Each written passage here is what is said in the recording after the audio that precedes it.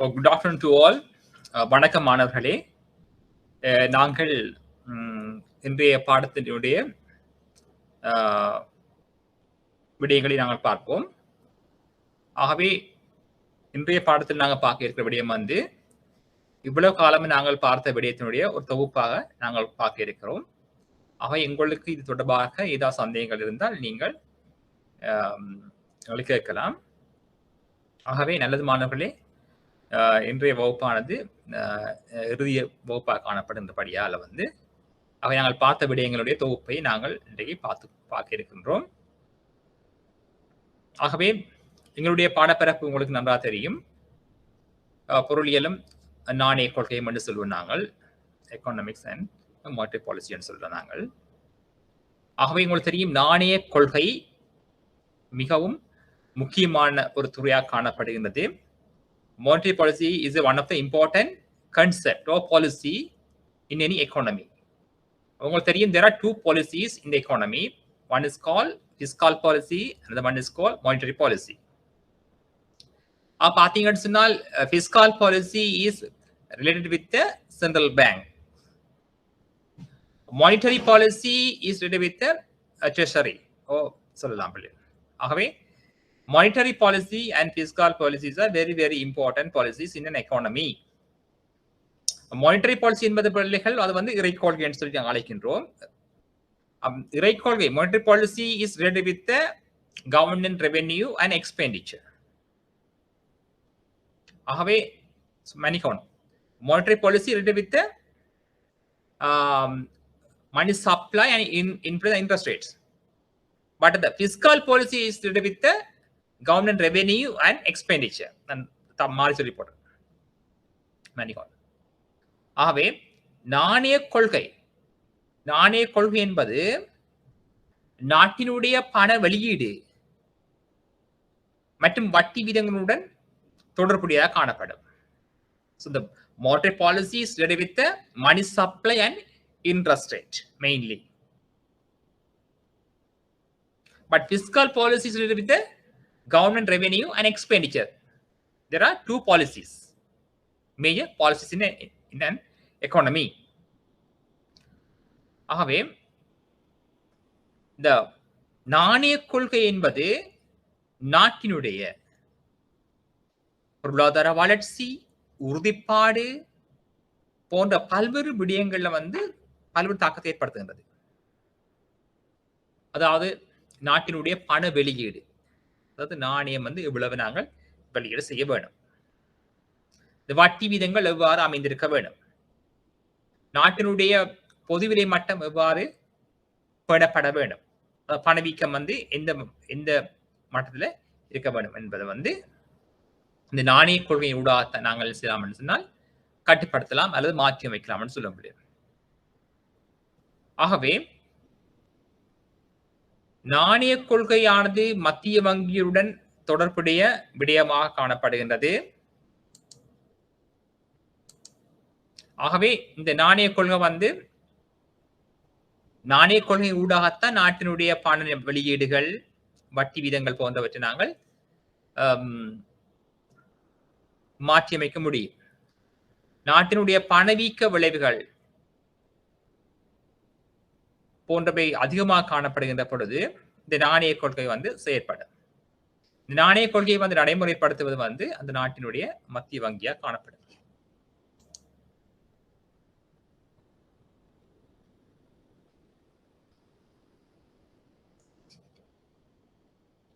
ஆகவே உங்களுக்கு வந்து பல்வேறு வகையான வினாக்கள் வந்து எங்களோட பாடப்பரப்பில் இருந்து கேட்கப்படலாம். அதுக்கு நீங்கள் விடை கொடுப்பதற்கு தயாராக இருக்க வேண்டும். ஆகவே நாங்கள் பார்த்த விடயங்கள் உங்களுக்கு கேள்விகள் எவ்வாறு அமையும் என்று சொன்ன பிள்ளைகள்,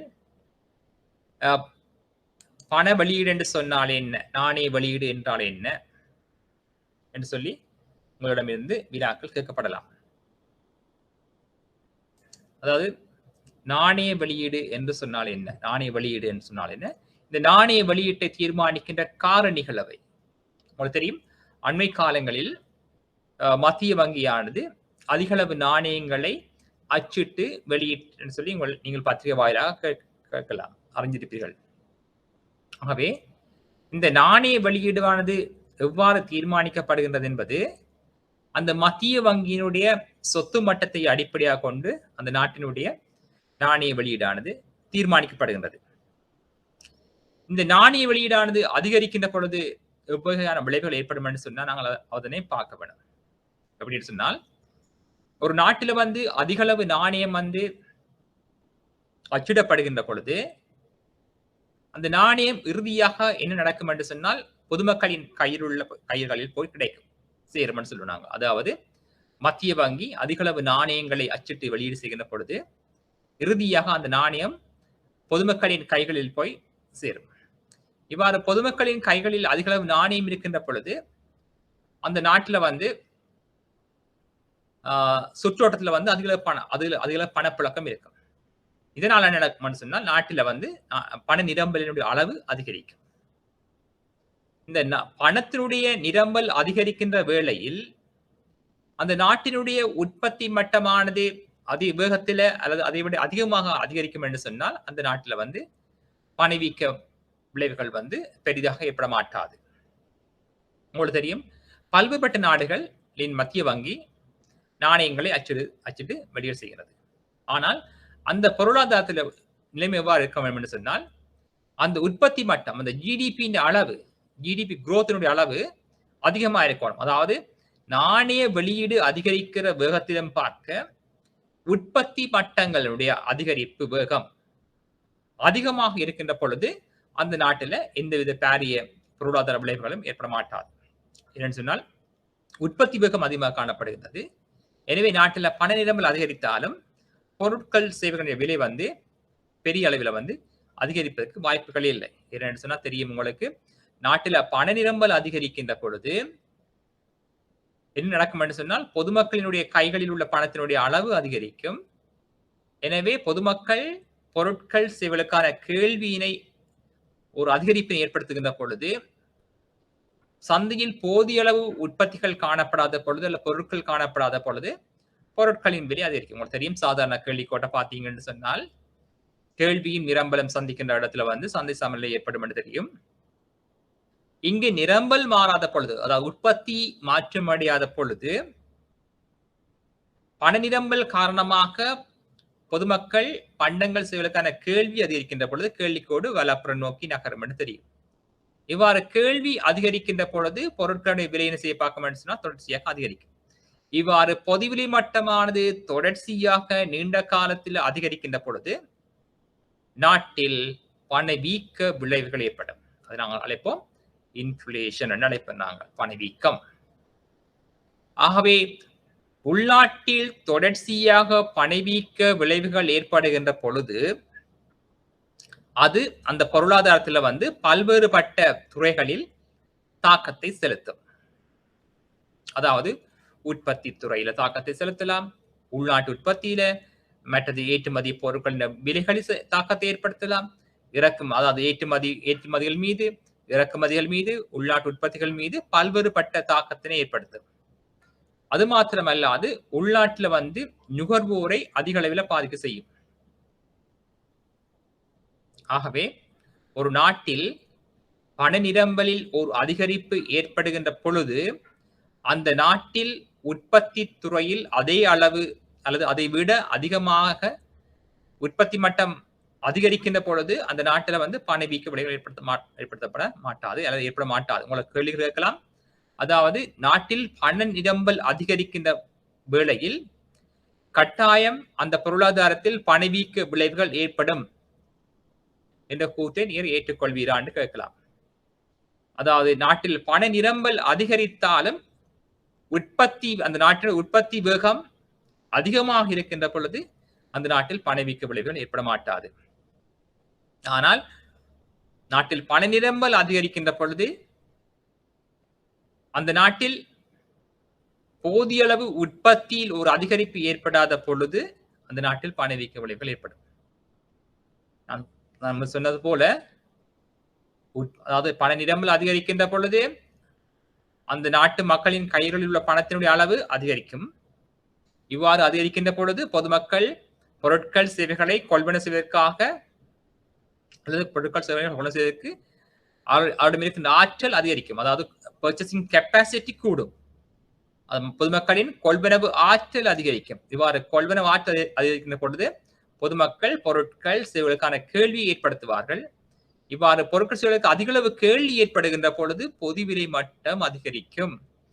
அப்ப உங்களுக்கு பார்க்கலாம், தற்பொழுது எங்களுடைய பொருளாதாரத்தை பார்த்தீங்கன்னு சொன்னால், சந்தையை பார்த்தீங்கன்னு சொன்னால், பொதுமக்கள் அதிகளவு பொருட்களுக்கு கேள்வியை ஏற்படுத்துகின்ற பொழுது நிரம்பல் போதிய அளவு சந்தையில் இல்லாத பொழுது அந்த பொருளினுடைய விலை சடதியாக அதிகரிக்கும். இவ்வாறு அதிகரிக்கின்ற பொழுது இந்த அதிகரிப்பான தொடர்ச்சியாக நீண்ட காலத்தில் இருக்குமாயின் அதை நாங்கள் சொல்லுவோம் பணவீக்கம் என்று சொல்லுவோம். ஆகவே பண நிரம்பல் ஏற்படுகின்ற அதிகரிப்பு கட்டாயம் பணவீக்க விளைவுகளை ஏற்படுத்தும் என்று சொல்லி கூற முடியாது. அது எங்க தங்கி இருக்கும் சொன்னா அந்த நாட்டினுடைய உற்பத்தி துறையில தங்கி இருக்கும். அந்த உற்பத்தி துறை வேகமாக பண நிரம்பலில் ஏற்படுகிற அதிகரிப்பை விட அதிகமாக அதிகரித்தால் அந்த நாட்டில் பணவீக்க விளைவு ஏற்படுத்தப்பட மாட்டாது என்று சொல்லி நீங்கள் அறிந்திருக்க வேண்டும். அதே போல நாட்டினுடைய பண நிரம்பலனை மாற்றி அமைப்பதற்கு வட்டி வீதங்களை எவ்வாறு பயன்படுத்தலாம் என்று சொல்லி உங்களிடமிருந்து வினாக்கள் எதிர்பார்க்கலாம். ஆகவே இந்த இன்ட்ரெஸ்ட் ரேட் அதாவது இந்த வட்டி வீதம் நாணய கொள்கையில மிகவும் பிரதான பங்கு வகிக்குது. நாட்டினுடைய பண நிரம்பலை மாற்றி அமைக்கின்ற கருவிகள்ல மிகவும் பிரதான பங்கு வகிப்பது இந்த வட்டி வீதம், இன்ட்ரெஸ்ட் ரேட் சொல்லி அழைப்போம் நாங்கள். இந்த மத்திய வங்கி என்ன செய்யும் சொன்னா காலத்துக்கு காலம் வட்டி வீதங்களை மாற்றி அமைக்கும். அண்மையில் மத்திய வங்கி வட்டி வீதங்களை அதிகரிக்கின்ற போக்கு அல்லது நிலைமையை நாங்கள் அவதானித்தாங்க. ஆகவே இந்த வட்டி வீதங்களை மத்திய வங்கி அதிகரிக்கின்ற பொழுது இதனூடாக பண நிரம்பலில் எவ்வாறு மாற்றம் இடம்பெறும் என்று சொன்னால், வட்டி வீதம் அதிகரித்தால் கடன்களுக்கான செலவுகளும் அதிகரிக்கும். ஆகவே இந்த காஸ்ட் ஃபார் லோன் என்று சொல்லுவோம் நாங்கள் அதை. ஆகவே வட்டி வீதம் அதிகரிக்கின்ற பொழுது கடனுக்காக செலுத்தப்பட வேண்டிய வட்டியினுடைய அளவும் அதிகரிக்கும். ஆகவே கடன்களுக்கான செலவு அதிகரிக்கும். கடன்களுக்கான செலவு அதிகரிக்கின்ற பொழுது கடன்களுக்கான கேள்வி குறைவடையும். இந்த கடன்களுக்கான கேள்வி குறைகின்ற பொழுது கடனாக்கம் குறையும். கடனாக்கம் குறைகின்ற பொழுது நாட்டில் பண நிரம்பல் குறையும் என்று சொல்லி எங்களுக்கு தெரியும். ஆகவே இந்த வட்டி வீதங்களை அதிகரிப்பதன் ஊடாக நாட்டினுடைய பண நிரம்பலை கட்டுப்படுத்தலாம். அதே வேளையில் வட்டி வீதம் அதிகரிக்கின்ற பொழுது பொதுமக்கள் தங்களது கைகளில் வைத்திருக்கிற பணத்தின் அளவை குறைப்பினர். ஆகவே வட்டி வீதம் அதிகரித்தால் கொடுக்கல் வாங்கல் நோக்க கேள்வி குறைவடையும் அல்லது பணத்துக்கான கேள்வி குறைவடையும் என்று தெரியும் உங்களுக்கு. பணத்துக்கான கேள்வி என்பது டிமாண்ட் ஃபார் மணி என்று தெரியும் உங்களுக்கு. இந்த டிமாண்ட் ஃபார் மணி பணத்துக்கான கேள்வி 3 வகையாக வகைப்படுத்தலாம். Demand for money can be divided as 3 types என்று சொல்லலாம். அதாவது பணத்துக்கான கேள்வி 3 வகைப்படும். ஒன்று கொடுக்கல் வாங்கல் நோக்க கேள்வி என்று சொல்லுவோம் நாங்கள். டிரான்சாக்ஷன் ஃபார் டிமாண்ட் என்று சொல்லி நீங்கள் கேள்விப்பட்டிருக்கிறீங்க. டிடி என்று சொல்லி அழைப்போம் நாங்கள். கொடுக்கல் வாங்கல் நோக்க கேள்வி. ரெண்டாவது சொல்லுவோம் பிள்ளைகள் ப்ரீகாஷன் டிமாண்ட் கேள்விப்பட்டிருப்பீங்க. அதாவது பாதுகாப்பு நோக்க கேள்வி கேள்விப்பட்டிருப்பீங்க. பாதுகாப்பு நோக்க கேள்வி. மூன்றாவது கேள்விப்பட்டிருப்பீங்க ஸ்பெகுலேட்டிவ் டிமாண்ட் கேள்விப்பட்டிருப்பீங்க. அதாவது உத்தேச நோக்க கேள்வி. கொடுக்கல் வாங்கல் நோக்க கேள்வி, பாதுகாப்பு நோக்க கேள்வி, உத்தேச நோக்க கேள்வி என்று சொல்லி கேள்விப்பட்டிருப்பீங்க. இதுல பாத்தீங்கன்னா கொடுக்கல் வாங்கல் நோக்க கேள்வி என்று சொன்னால் பொதுமக்கள் தாங்கள் உழைத்த வருமானத்தின் ஒரு பகுதியை எதிர்காலத்தில் கொடுக்கல் வாங்கலை மேற்கொள்வதற்காக வைத்திருக்கின்ற பணத்தினுடைய அளவு நாங்க சொல்லுவோம் கொடுக்கல் வாங்கல் நோக்க கேள்வி. டிரான்சாக்ஷன் ஃபார் டிமாண்ட் சொல்லி கருதுனாங்க. ஒரு நபர் உதாரணத்துக்கு சொல்லுவோம் நாங்கள் 2000 ரூபாய் உழைக்கிறார் என்று சொன்னால் அதுல ஒரு 500 ரூபாய் இந்த தேவைக்காக வச்சிருப்பார். அதாவது பொருட்கள் சேவைகளை வாங்குறதுக்கு வச்சிருப்பார். 500 ரூபாய் சொல்லுது. அதே போல இன்னும் ஒரு 500 ரூபாய் என்ன செய்யலாம்னு சொன்னால் பாதுகாப்பு நோக்க கேள்வி வச்சிருக்கலாம். ஏதாவது எதிர்பாராத விதமாக ஏற்படக்கூடிய செலவுகளை ஈடு செய்யறதுக்காக வச்சிருக்கிற காசை நாங்க சொல்றது பாதுகாப்பு நோக்க கேள்வி. உதாரணம் விபத்து, மரணங்கள், வைத்திய செலவுகளுக்காக வைத்திருக்கிற காசை நாங்க சொல்றது பாதுகாப்பு நோக்க கேள்வின்னு சொல்லுவோம் நாங்க. இன்னும் ஒரு 500 ரூபாய் என்ன செய்யலாம் என்று சொன்னால் வச்சிருக்கலாம். அது சொல்றது ஸ்பெகுலேட்டிவ் டிமாண்ட் சொல்லுவோம். அதாவது வருமானத்தை உழைப்பதற்காக நிதி சந்தைகள்ல வந்து முதலீடு செய்வதற்காக வைத்திருக்கின்ற காசு நாங்க சொல்றோம். அதாவது பங்கு சந்தை போன்ற சந்தைகள்ல வந்து முதலீடு செய்து அங்கு கிடைக்கிற லாபங்கள், பங்கு லாபங்கள் போன்றவற்றை உழைப்பதற்காக வைத்திருக்கிற காசு. பங்கு சந்தையில போட வச்சிருக்கிற காசு 500, பாதுகாப்பு நோக்க கேள்வி வந்து 500, கொடுக்கல் வாங்கல் நோக்க கேள்வி 500. ஆகவே மொத்தம் வந்து 1500 ரூபாயை வந்து வச்சிருக்கலாம். ஆகவே வருமானம் முழுவதனையும் வந்து பொதுமக்கள் செலவிடுவதில்லை. அதுல வந்து குறிப்பிட்ட தொகையை வந்து 3 தேவைகளுக்காக வைத்திருப்பார்கள். கொடுக்கல் வாங்கல் நோக்க கேள்வி, பாதுகாப்பு நோக்க கேள்வி, முன்னெச்சரிக்கை நோக்க கேள்வி சொல்லி 3 வகையான கேள்வி நாங்கள் பார்த்தாங்க. இப்படி கேள்வி கேட்பார்கள். இந்த கொடுக்கல் வாங்கல் நோக்க கேள்வியை தீர்மானிக்கின்ற காரணிகள் யாவை என்று சொல்லி உங்களிடம் கேள்விகள் கேட்கலாம். அதாவது நீங்க உழைத்த வருமானத்துல வந்து இந்த பொருட்கள் சேவைகளுக்காக வச்சிருக்கிற பணத்தின் அளவை வந்து எந்த காரணி தீர்மானிக்கிறது? கொடுக்கல் வாங்கல் நோக்க கேள்வியை தீர்மானிக்கின்ற காரணிகள் யாவை? பொதுவாக வந்து பாத்தீங்கன்னா என்னிடம் உள்ள பணமும் என்னிடம் உள்ள இந்த பர்சனில் உள்ள பணம் இருக்கும், அதான் கொடுக்கல் வாங்க நோக்க கேள்வி சொல்லி அழைப்போம். அது விட உங்களிடம் இருக்கும். அப்ப எங்களை 2 நபர்கள் எங்களுக்கு இடையில வந்து அந்த கொடுக்கல் வாங்கல் நோக்க கேள்வியினுடைய அளவு வேறுபட்டு காணப்படும்.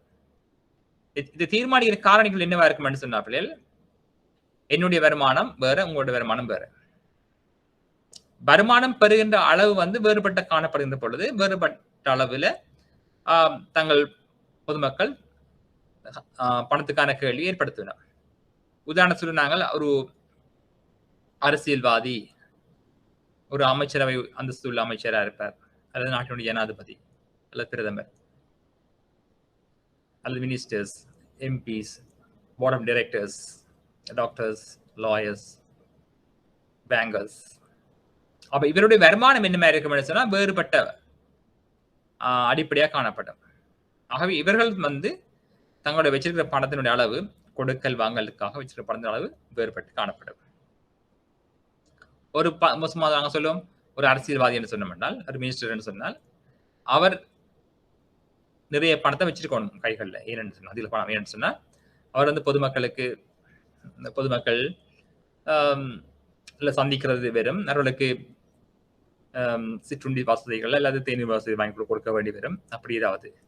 ஆகவே இந்த கொடுக்கல் வாங்கல் நோக்க கேள்வி தீர்மானிக்கின்ற காரணிகள்ல வந்து அந்த மக்கள் பெறுகின்ற வருமானம், வருமானம் வந்து முக்கியமாக காணப்படும். வருமானத்தின் அளவு, வருமானம் பெறும் அளவு வேறுபட்டு காணப்படுகின்றபடியால் கொடுக்கல் வாங்கல் நோக்க கேள்வி வந்து வேறுபடும். வருமானம் அதிகரிக்கின்ற பொழுது கொடுக்கல் வாங்கல் நோக்க கேள்வியின் அளவும் அதிகரிக்கும்.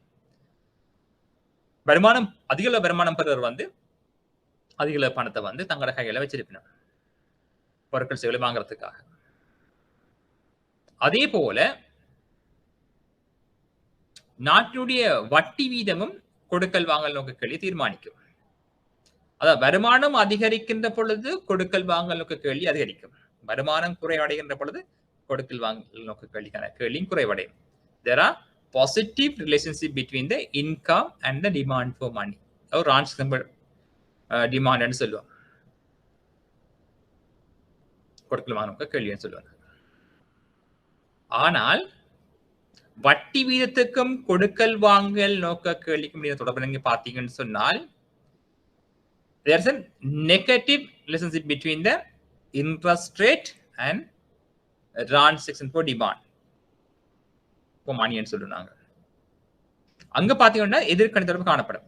வட்டி வீதம் அதிகரிக்கின்ற பொழுது கொடுக்கல் வாங்கல் நோக்க கேள்விக்கான கேள்வி குறையும், வட்டி வீதம் குறைகின்ற பொழுது கொடுக்கல் வாங்கல் நோக்க கேள்வி வந்து அதிகரிக்கும்.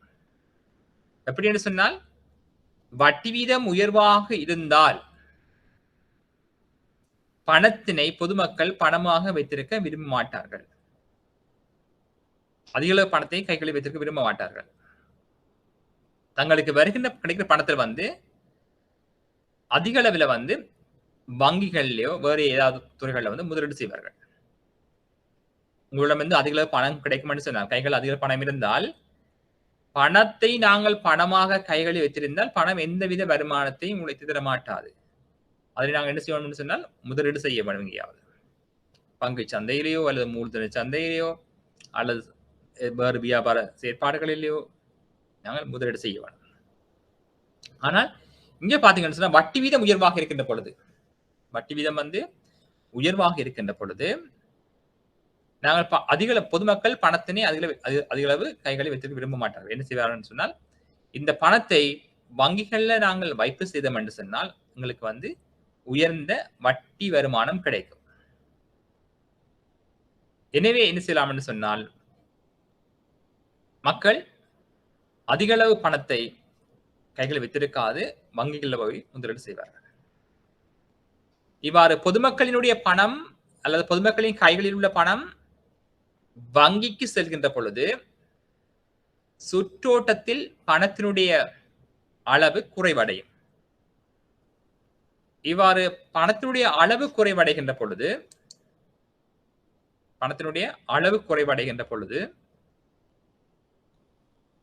நாட்டில் பண நிரம்பல் குறைவடையும். எனவே சொல்லப்படுகிறது வட்டி வீதத்தினை அதிகரிக்கின்ற பொழுது நாட்டின் பண நிரம்பல் குறைவடையும். எவ்வாறு என்று சொன்னால் கவனிக்கணும், 2 வழிகளில் நீங்கள் விளங்கப்படுத்தலாம். ஒன்று, வட்டி வீதம் அதிகரித்தால் பொதுமக்கள் தங்கள் கைகளில் வைத்திருக்கின்ற பணத்தினுடைய அளவு குறையும். பொதுமக்களின் கைகளில் உள்ள பணத்தின் அளவு குறைந்தால் நாட்டில பண நிரம்பல் குறையும். அதாவது சுற்றுவட்டத்தில் பணத்தினுடைய அளவு குறைவடையும்.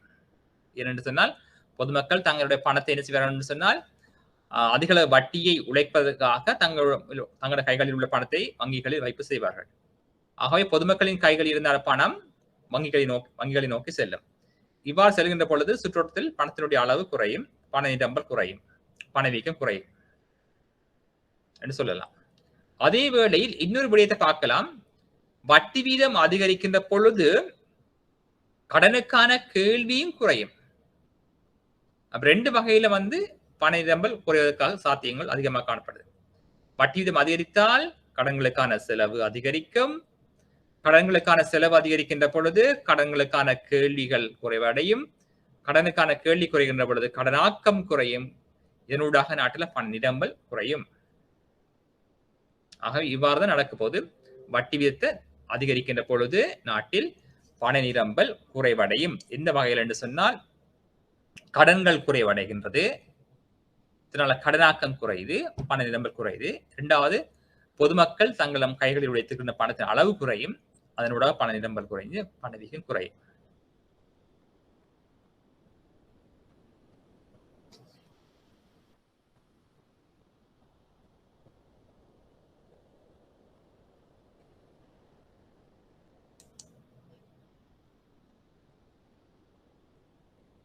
அதே போல பார்த்தோம் என்று சொன்னால் 2வது வகையான கேள்வி தெரியும் உங்களுக்கு, பாதுகாப்பு நோக்க கேள்வின்னு சொல்லி கேள்விப்பட்டிருக்கீங்க.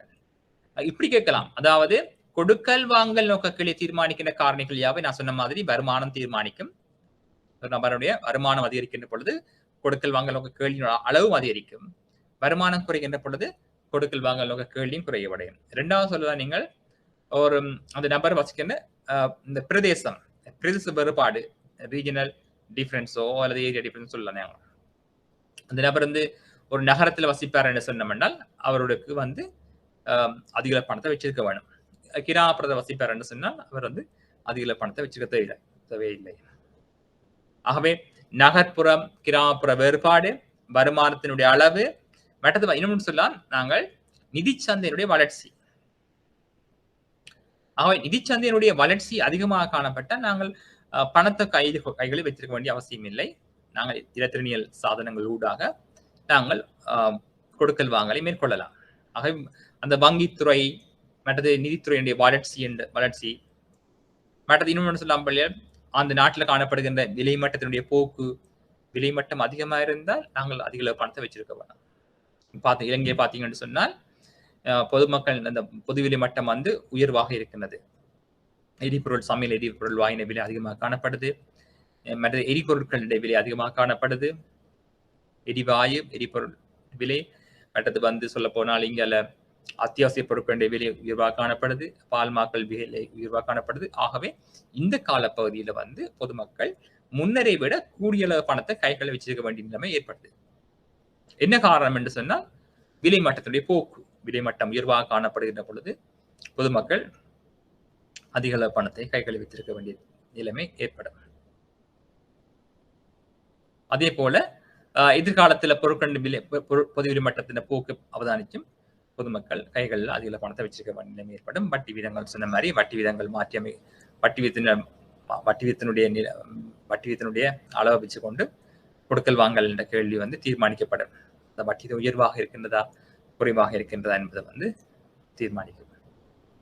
இவ்வாறு உங்களிடம் கேள்விகள் கேட்கலாம். ஆனா அதே நேரத்தில் உங்களுக்கு வந்து இதுக்கு வரைபடம் உங்களுக்கு தெரிய வேணும். அதாவது கொடுக்கல் வாங்கல் நோக்க கேள்விக்கும் மற்றது வட்டி வீதத்துக்கு என்ன தொடர்பு தெரிய வேணும்.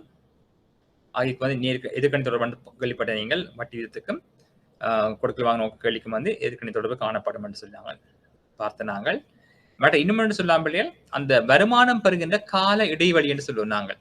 அதாவது பாத்தீங்கன்னு சொன்னால் இன்றைக்கு வந்து 21ஆம் தேதி என்று தெரியும் உங்களுக்கு. அநேகமா வந்து இப்ப அரசாங்க ஊழியரை பாத்தீங்கன்னு சொன்னால் அவரோட கைகள் உள்ள பணத்தினால குறைவாக இருக்கு. என்னன்னு சொன்னால் 25ஆம் தேதி பாத்தீங்கன்னு சொன்னால் எல்லாருடைய கைகள்ல வந்து அதிக பணம் கிடைக்கும். என்னன்னு சொன்னால் மாதத்தினுடைய இறுதி பகுதியில வந்து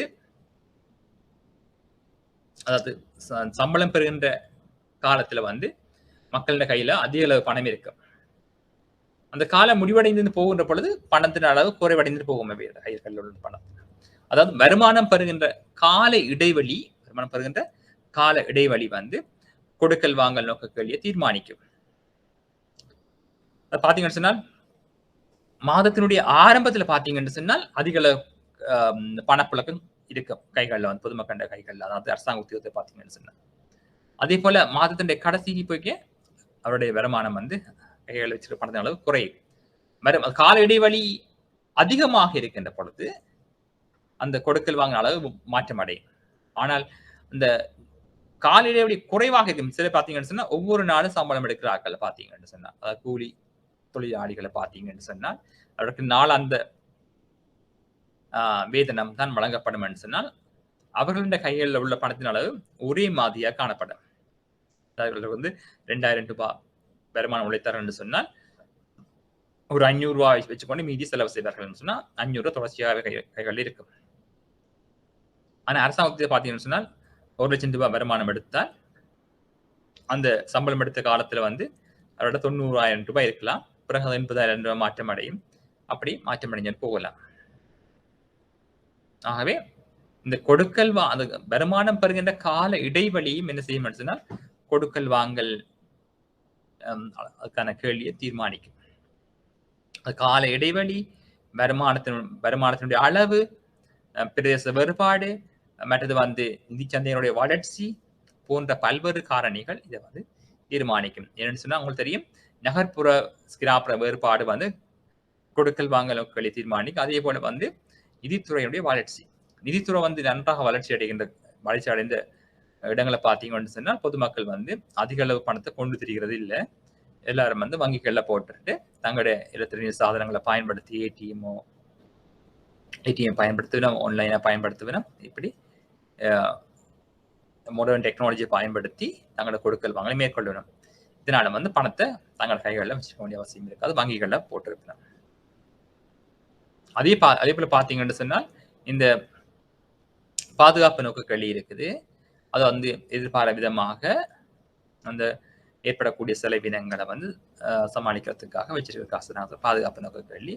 ப்ரிகாஷன் டிமாண்ட் சொன்னாங்க. அதை பிறகு சொல்லுவோம் என்னன்னு சொல்லுவாங்க, ஸ்பெகுலேட்டிவ் டிமாண்ட் சொல்லுவோம். அது வந்து ஸ்பெகுலேட்டிவ் டிமாண்ட் சொல்லுகிற பொழுது அந்த நிதி சந்தைகள்ல வந்து முதலீடு செய்து லாபங்கள், பங்கு லாபங்கள் போன்றவற்றை உழைப்பதற்காக வச்சிருக்கிற காசை நான் சொல்றது வந்து அந்த ஸ்பெகுலேட்டிவ் டிமாண்ட் சொல்லுவோம்.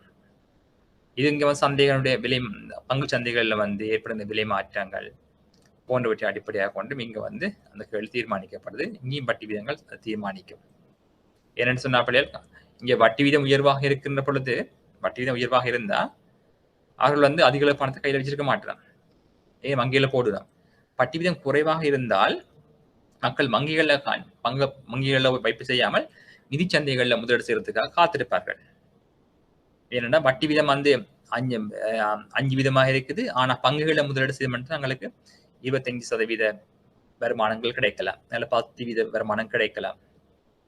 ஏன்னா கம்பெனிகள் நாங்கள் முதலீடு செய்ய சொன்னா சில வழியில 10% பங்கு லாபம் கிடைக்கும் எங்களுக்கு.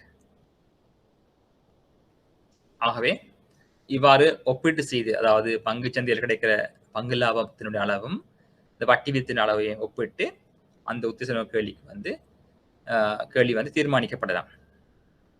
வட்டி வீதம் வந்து ஒரு 10% இருந்தால் வைப்புகளுக்கு பங்கு லாபம் வந்து கிட்டத்தட்ட 8% தான் கம்பெனிகளால் வழங்கப்படும் என்று சொன்னால், ஆகவே பொதுமக்கள் கையில வச்சிருக்காமல் வங்கிகளே போடுவார்கள். ஆகவே அந்த வட்டி வீதமும் இந்த பங்கு லாபத்தினுடைய அளவும் வந்து இந்த கொடுக்கல் வாங்கலுக்கான கேள்வி தீர்மானிக்கும். இந்த கொடுக்கல் சொன்னா உத்தேச நோக்கு கேள்விக்கான தீர்மானம். உத்தேச நோக்கு கேள்வி வந்து தீர்மானிக்கும் சொன்னாங்க, அறிஞ்சிருக்க வேணும். அதே போல பாத்தீங்கன்னு சொன்னால் இந்த பணத்தை அடுத்து வந்து கடனாக்கம் என்று சொன்னால் என்னன்னு சொல்லி நீங்கள் உங்களுக்கு தெரியும். கடனாக்கம் என்று சொன்னால் என்ன, கடனாக்கத்தை தீர்மானிக்கின்ற காரணிகள், கடனாக்கத்தால் ஏற்படுகின்ற பொருளாதார விளைவுகள் போன்றவற்றை நாங்கள் அறிஞ்சு வச்சிருக்க வேணும். எப்படின்னு சொன்னா கடனாக்கம் என்றால் என்ன கேள்வி கொண்டு வந்து வினாக்கள் எதிர்பார்க்கலாம். என்னன்னு சொன்னா இது வந்து இறுதி வகுப்பாக காணப்பட்டபடியால உங்களுக்கு முழுமையாக நாங்கள் வந்து பார்த்த விடயங்களை திருப்பி பார்த்து கொண்டு போறோம். ஆகவே கடனாக்கம் என்று சொன்னால் என்ன, பணவாக்கம் என்று சொன்னால் என்ன, இந்த கடனாக்கத்துக்கும் பணவாக்கமுடைய வேறுபாடு என்ன, மற்றது வந்து இது தீர்மானிக்க காரணிகள் என்ன, மற்றது இது கட்டுப்படுத்துறதுக்கு எவ்வாறு கட்டுப்படுத்தலாம், கடனாக்கத்தை எவ்வாறு கட்டுப்படுத்தலாம், பணவாக்கத்தை எவ்வாறு கட்டுப்படுத்தலாம் என்று சொல்லலாம் நீங்க அறிஞ்சிருக்க வேணும். அதே போல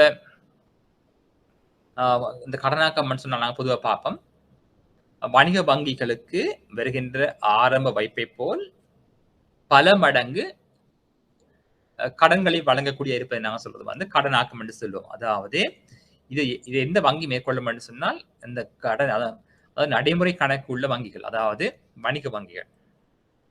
இந்த வணிக வங்கிகள் தமக்கு வருகின்ற வணிக வங்கிகள் இந்த கடனாக்கத்தை மேற்கொள்ள முடியும். ஏனைய சேமிப்பு வங்கிகள், நிதி கம்பெனிகள் இந்த கடனாக்கத்தை ஏற்படுத்த முடியாது.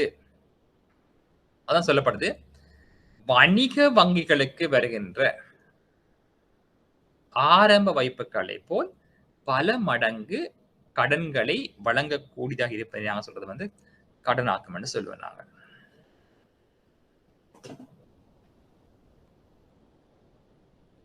ஆகவே ஒரு 5 minutes பிரேக் எடுப்போம்.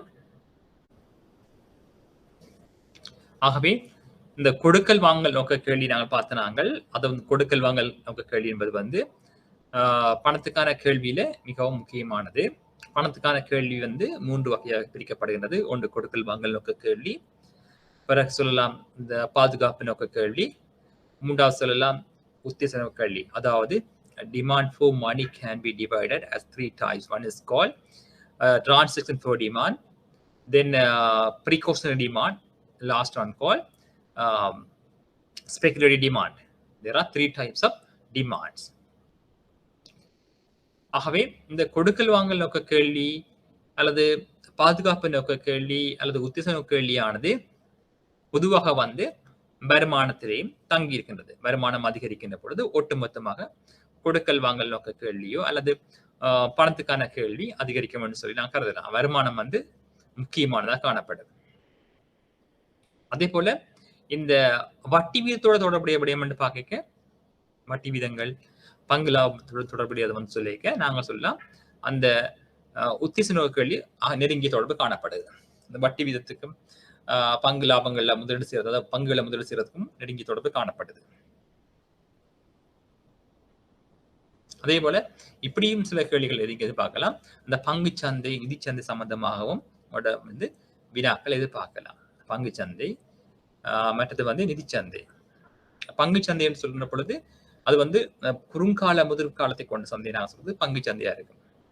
இல்ல பணச்சந்தைன்னு சொல்லுவாங்க. பங்கு சந்தை வந்து பணச்சந்தைகள்லாம் இடம்பெறும். அதாவது சந்தை நிதி சந்தை நாங்கள் 2ஆ பிரிக்கலாம். நிதி சந்தையை வந்து ரெண்டா பிரிக்கலாம். ஒன்று சொல்லுவோம் நாங்கள் மூலதன சந்தை, இரண்டாவது சொல்லுவோம் பணச்சந்தைன்னு சொல்லுவோம் நாங்கள். இங்க the financial markets can be divided to two types. One is called capital market and money market ன்னு சொல்லுவோம் நாங்கள். பணச்சந்தை என்று சொல்லுகின்ற பொழுது பணச்சந்தை வந்து குறுங்கால முதிர்வு காலத்தை கொண்டிருக்கும். ஆகவே இங்க குறுங்கால முதிர்வு காலம் என்று சொன்னா என்ன சொல்லலாம், அதாவது ஒரு வருடத்துக்கு குறைந்த முதிர்வு காலத்தை கொண்ட முதலீடுகள் சொல்லி அழைக்கலாம் நாங்கள். அது பணச்சந்தை சொல்லுனாங்க.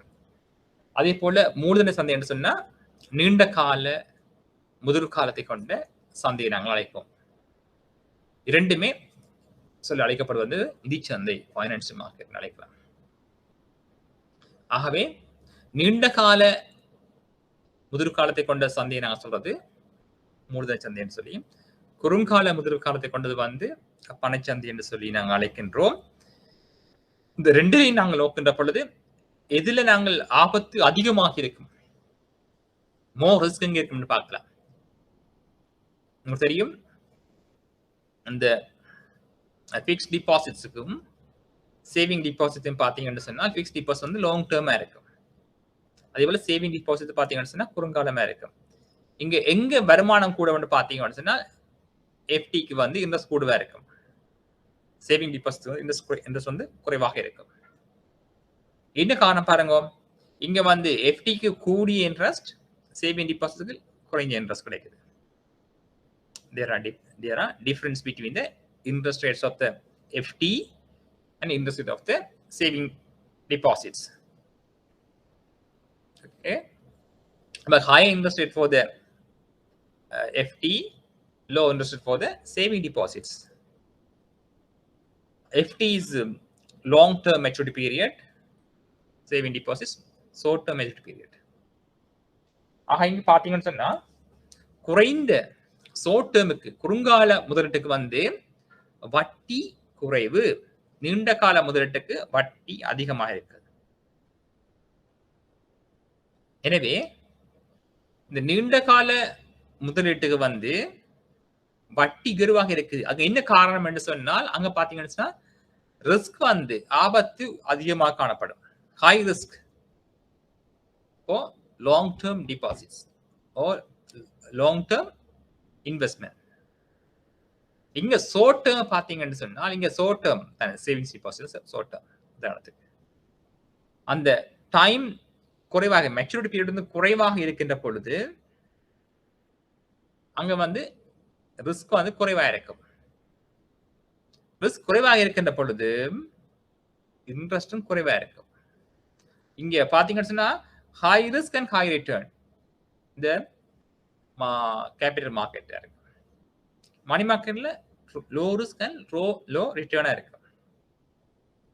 அவங்க பேப்பர்ல இப்படியான கேள்விகள் கேட்கப்பட்டிருக்கிறது. அதாவது நீண்ட கால முதலீடுகளை கொண்ட முதலீட்டுக்கு வந்து நீண்ட கால முதிர்வு காலத்தை கொண்ட முதலீடுகள் வந்து உயர்ந்த ஆபத்தை கொண்டிருக்கின்றது. இருந்த பொழுதும் உயர்வான வட்டி வீதங்கள் கிடைக்கின்றது அல்லது முதலீட்டு வருமானங்கள் கிடைக்கும். மற்றது வந்து குறுங்காலத்துக்கு வந்து ஆபத்து குறைவா இருக்கும். ஆனா அது கிடைக்கிற வட்டி வீதங்கள் முதலீட்டு திருப்பங்கள் குறைவாக காணப்படும் சொல்லி அறிஞ்சிருக்க வேண்டும்.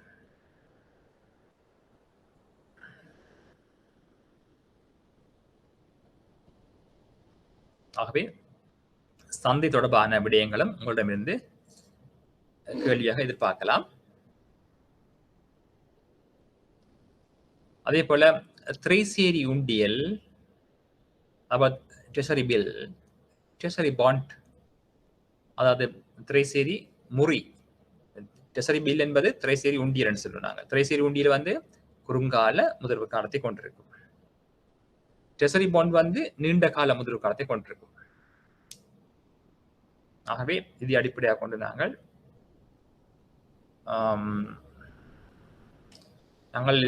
விளங்கிக் கொள்ள வேண்டும். அதாவது திரைசேரி உண்டியல் என்பது குறுங்கால முதிர்வு காலத்தை கொண்ட சந்தை சொல்வார்கள். திரைசேரி உண்டியல் சந்தை என்று சொல்லி அழைக்கலாம். அதாவது அரசாங்கம் என்ன செய்யும் என்று சொன்னால் அரசாங்கம் தனது குறுங்கால நிதி நிலைமையை சமாளிப்பதற்காக இந்த திரைசேரி உண்டியலை வழங்கும். அதாவது அரசாங்கத்துக்கு வந்து வருமானங்கள் கிடைக்கலாம். இந்த வருமானங்கள் வந்து கிடைப்பதற்கு ஒரு குறுகிய காலம் எடுக்கும். இந்த குறுகிய கால வருமானத்தை பெற்றுக் கொள்வதற்கு குறிப்பிட்ட காலம் எடுக்கும். அதாவது அரசாங்கத்துக்கு வந்து ஒரு குறித்த சர்வதேச நாடு அல்லது சர்வதேச நிறுவனம் வந்து உத்தரவாதம் அளித்திருக்கும் 2 மாதங்களில் இந்த நாட்டுக்கு கடன் உதவி அல்லது நன்கொடைகள் கிடைக்கும் என்று சொல்லி உத்தரவாதம் கொடுத்திருக்கும். உத்தரவாதம் கொடுத்தவுடன் வந்து நிதிகள் கிடைப்பதில்லை. அதுக்கு குறிப்பிட்ட காலம் செல்லும். 2 மாதங்களோ அல்ல 1 மாதங்கள் செல்லலாம். அதுவரைக்கும் வந்து அந்த அரசாங்கம் வந்து தமது செலவினங்களை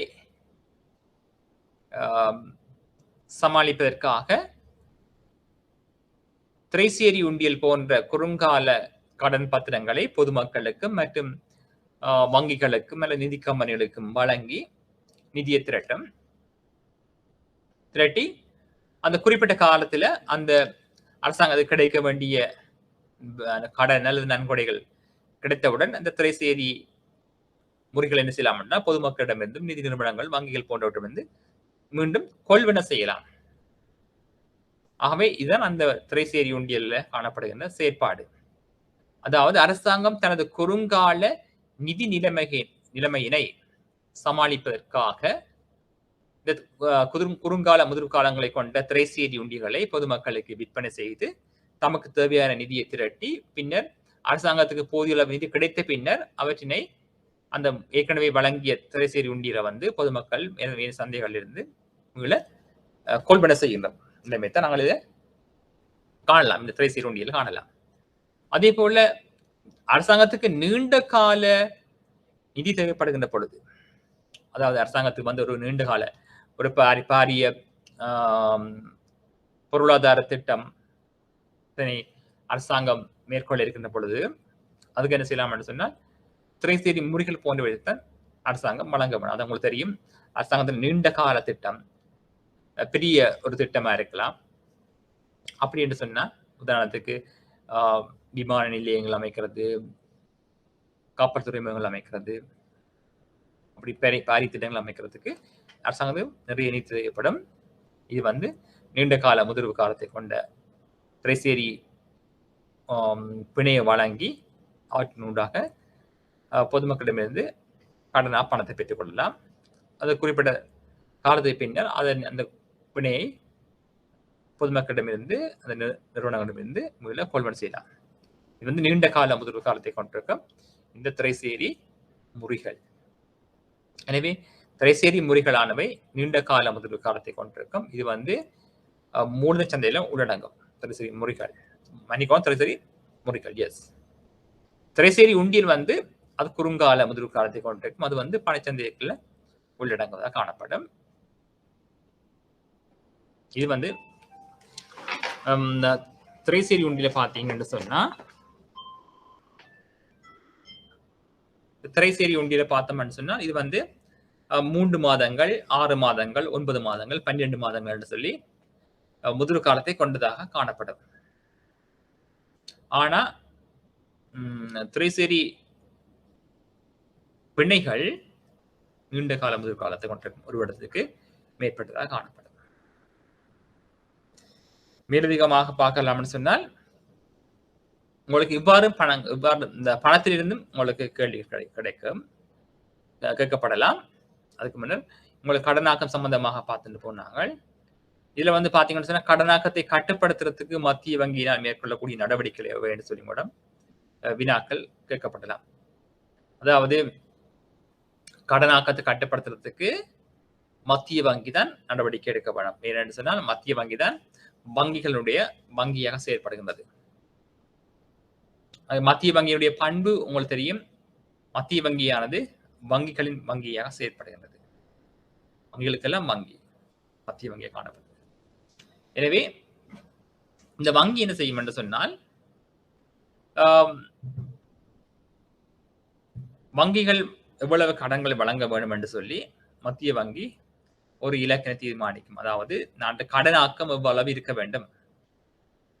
ஆகவே நாட்டில் கடனாக்கம் உயர்வாக இருக்கும் என்று சொன்னால் மத்திய வங்கி வங்கிகளுக்கான வட்டி வீதத்தை அதிகரிக்கும். அதே வேளையில் அது மாத்திரமல்ல, வங்கிகள் வழங்குகின்ற வட்டி வங்கிகள் கடன்களுக்காக விதிக்கப்படுகின்ற வட்டி வீதத்தினை அதிகரிப்பதுடன் மேலும் பல்வேறுபட்ட கருவிகளை பயன்படுத்தலாம்.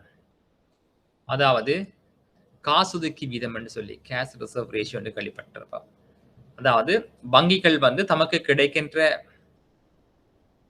வைப்புகளில் குறிப்பிட்ட சதவீதத்தை வாடிக்கையாளருடைய நன்மதிப்பை பாதுகாப்பதற்காக வாடிக்கையாளர் வைப்பாளர் பணத்தை திருப்பி கேட்டவுடன் திருப்பி செலுத்துவதற்காக குறிப்பிட்ட தொகையினை வங்கிகள் அந்த வங்கிகளிலேயே பணமாக வைத்திருக்க வேண்டும். அதாவது வணிக வங்கிக்கு வருகின்ற ஆரம்ப வைப்புகளில் குறிப்பிட்ட சதவீதத்தை வாடிக்கையாளருடைய நன்மதிப்பை பாதுகாப்பதற்காக அந்த வங்கிகள் அங்கே என்ன செய்ய வேண்டும், அந்த வங்கிகளிலேயே பணமாக குறிப்பிட்ட சதவீதத்தை வைத்திருக்கும். இது நான் சொல்றது காசொதுக்கி வீதம். இந்த காசொதுக்கி வீதத்தை தீர்மானிக்கிறது மத்திய வங்கியை காணப்படும். இந்த மத்திய வங்கி என்ன செய்யலாம்னு சொன்னா காலத்துக்கு காலம் இந்த காசொதுக்கி வீதத்தை மாற்றி அமைக்கலாம், ஒன்று அதிகரிக்கலாம் அல்லது குறைக்கலாம்.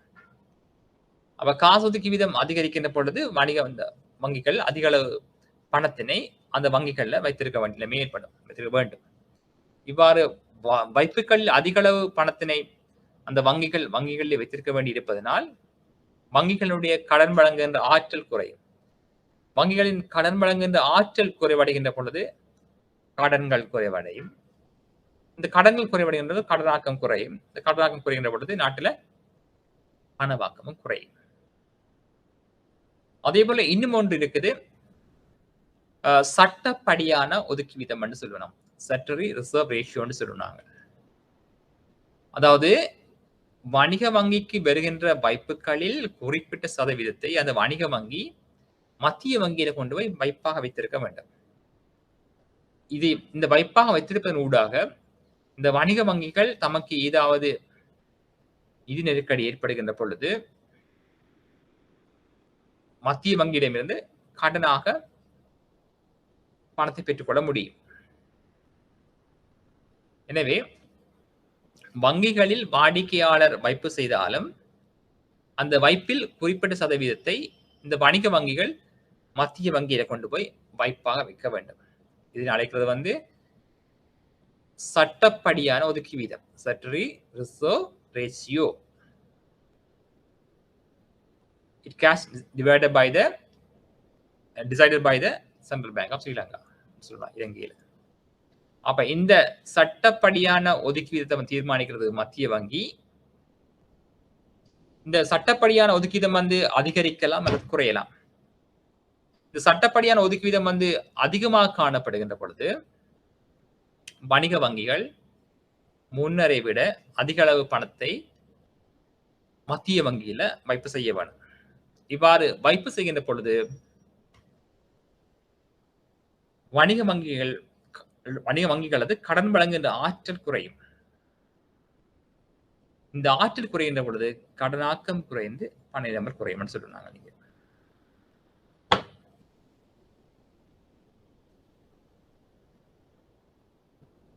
ஆகவே கடனாக்கத்தை தீர்மானிக்கின்ற காரணிகளில் முதலாவது சொல்லலாம் நாங்கள் சட்டப்படியான ஒதுக்கி வீதம், காசு ஒதுக்கி வீதம் போன்றவை முக்கிய பங்கை வகிக்கின்றது கடனாக்கத்தில். அது கடன் மாற்றி அமைப்பது. அதே போல மத்திய வங்கி செய்யலாம், மத்திய வங்கி இன்னும் செய்யலாம். இந்த ஏனைய வணிக வங்கிகளுக்கு மத்திய வங்கி நாட்டினுடைய பண நிரம்பலை மதிப்பீடு செய்து வணிக வங்கிகளுக்கு அறிவிக்கலாம். எங்களோட பணவீக்கம் சற்று அதிகமாக இருந்தால் அதை கட்டுப்படுத்துறதுக்கு வணிக வங்கிகளுக்கு ஆலோசனை வழங்கும் மத்திய வங்கி. எவ்வாறு என்று சொன்னால் நுகர்வு மீதான கடன்களை கட்டுப்படுத்தலாம், முதலீடு மீதான கடன்களை அதிகரிக்க சொல்லி மத்திய வங்கி இந்த வணிக வங்கிகள் ஆலோசனை வழங்கலாம். அதாவது நுகர்வு நோக்கம் கருதி விண்ணப்பிக்கின்ற கடன்களை கட்டுப்படுத்த சொல்லி முதலீடு தொடர்பான கடன்களை மட்டும் வழங்க சொல்லி மத்திய வங்கி வணிக வங்கிகளுக்கு ஆலோசனை வழங்கலாம். என்னன்னு சொன்னா நாட்டுடைய நிதி நிலைமை அடிப்படையாக கொண்டு பணவீக்கத்தை அடிப்படையாக கொண்டு இவ்வாறான தீர்மானங்கள் எடுக்க சொல்லி மத்திய வங்கி வணிக வங்கிகளை வந்து வலியுறுத்தலாம். அதே போல நாட்டுடைய பண நிலைமை கட்டுப்படுத்துறதுக்கு மத்திய வங்கி பல்வேறுபட்ட கொள்கைகள் உண்டு. இந்த திறந்த சந்தை நடவடிக்கை, ஓப்பன் மார்க்கெட் ஆபரேஷன் சொல்லுவாங்க. அதாவது பகிரங்க சந்தை நடவடிக்கை.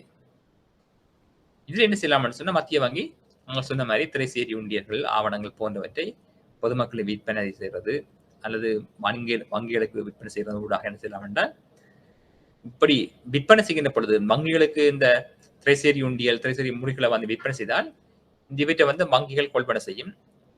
கொள்வனை செய்கின்ற பொழுது இந்த வணிக வங்கிகள் இந்த திரைசேரி உண்டியல்கள் மற்ற பங்கு பத்த திரைசேரி உண்டியல்கள், திரைசேரி முறைகளை கொள்வனை செய்து அதுக்கு பதிலாக வந்து பணத்தை மத்திய வங்கி செலுத்தும். இவ்வாறு மத்திய வங்கிக்கு பணம் வந்து வணிக வங்கியில் செலுந்த பொழுது வணிக வங்கியின் கையில் உள்ள பணத்தின் அளவு குறையும்.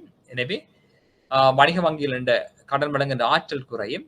எனவே கடன்கள் குறைஞ்சு கடனாக்கம் குறையும் சொல்லுவாங்க. இப்படி நாங்கள் சொல்ல முடியும். ஆகவே கடனாக்கத்தை கட்டுப்படுத்துறதுக்கு பயன்படுத்தப்படும் வழிமுறைகள்னு சொல்லி கேட்டால் நீங்க சொல்லுவோம், தெளிவா சொல்லணும். அதாவது இந்த வங்கிகளினுடைய சட்டப்படியான ஒதுக்கி வீதம், காசு ஒதுக்கி வீதங்கள், பகிரங்க சந்தை நடவடிக்கைகள், மத்திய வங்கியோட ஆலோசனைகள், அறிவுறுத்தல்கள் போன்றவை நாங்கள் குறிப்பிடக்கூடிய மாதிரி இருக்கு.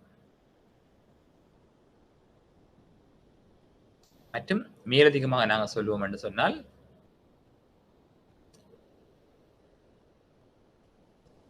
இந்த கடனாக்கத்தை அதாவது இந்த கடனாக்கத்தை மேற்கொள்ளக்கூடிய நிறுவனம் என்னென்று சொன்னால் இந்த வணிக வங்கிகள் மட்டும்தான் கடனாக்கத்தை மேற்கொள்ளலாம்னு சொல்லுவோம் நாங்கள். வணிக வங்கிகள் கடனாக்கத்தை மேற்கொள்ளலாம், அதனூடாக நாட்டில் பண நிலைமை ஏற்படுது. ஆனால் மத்திய வங்கி என்ன செய்யலாம்னு சொன்னால் புதிதாக நாணயங்களை அச்சிடுவதனூடாக நாட்டில் வந்து பண நிலைமை ஏற்படுத்தலாம். மத்திய வங்கிகள் நாணயத்தை அச்சிட்டு வெளியீடு செய்வதில்லை. மன்னிக்கணும், வணிக வங்கிகள் நாணயங்களை அச்சிட்டு வெளியீடு செய்ய முடியாது, வெளியீடு செய்வதில்லை. ஆனால் மத்திய வங்கி என்ன செய்யலாம்னு சொன்னால் புதிய நாணயங்களை அச்சிட்டு வெளியீடு செய்வதன் ஊடாக நாட்டில் வந்து பண நிரம்பரை ஏற்படுத்தி பணவீக்க விளைவுகளை ஏற்படுத்தலாம்னு சொல்லி நாங்கள் அறிஞ்சிருக்க வேண்டும். ஆனால் வணிக வங்கிகள் புதிதாக நாணயங்களை அச்சிட்டு வெளியீடு செய்வதில்லை. ஆனால் கடன் வழங்குவதனூடாக கடனாக்கத்தை ஏற்படுத்தி நாட்டில் பண நிரம்பலில் அதிகரிப்பு ஏற்படுத்தி பணவீக்க விளைவுகளை ஏற்படுத்தும் என்று சொன்னாங்க குறிப்பிட முடியும்.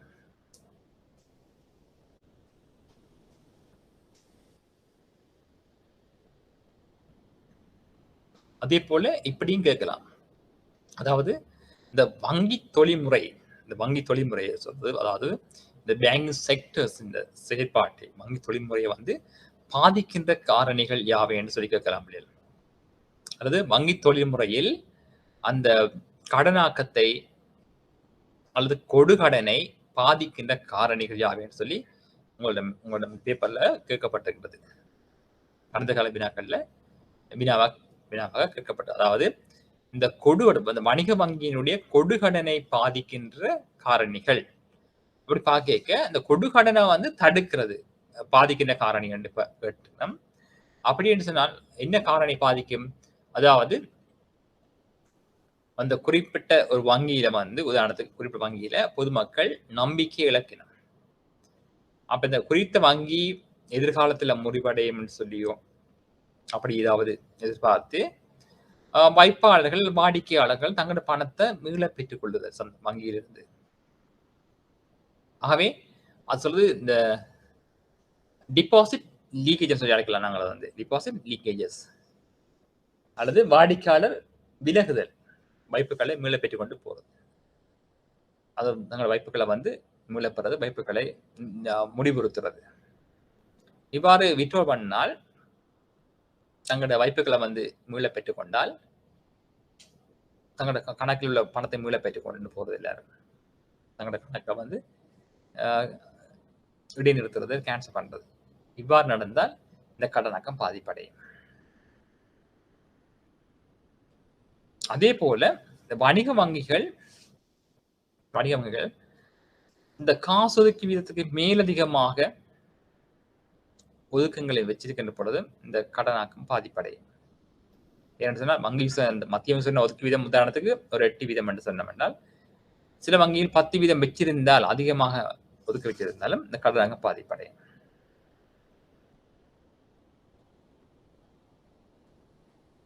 அதே போல இந்த வாய்ப்புகளுக்கு போதிய அளவு கேள்வி, அதாவது கடன்களுக்கு போதிய அளவு கேள்வி இல்லாட்டியும் இந்த கடனாக்கம் பாதிப்படையும் என்று சொல்லி கருதலாம்.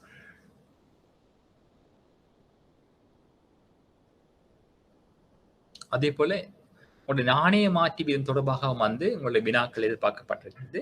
நாணய மாற்று வீதம், அதாவது ஃபாரின் எக்ஸ்சேஞ்ச் ரேட். ஆகவே நீங்கள் இந்த நாணய மாற்று சம்பந்தமாக நீங்கள் முக்கியத்துவம் கொடுக்க வேண்டும். இந்த காலப்பகுதியில் என்னன்னு சொன்னால் நடைமுறையில் இந்த பணவீக்கம், நாணய மாற்று வீதங்கள் போன்றவை மிகவும் முக்கியமான பேசும் பொருளாக காணப்படுகின்றது. உங்களுக்கு தெரியும் பணவீக்கத்தினால இந்த நாணய மாற்று வீதம் எவ்வாறு மாற்றம் அடைகின்றது பார்த்த நாங்கள்.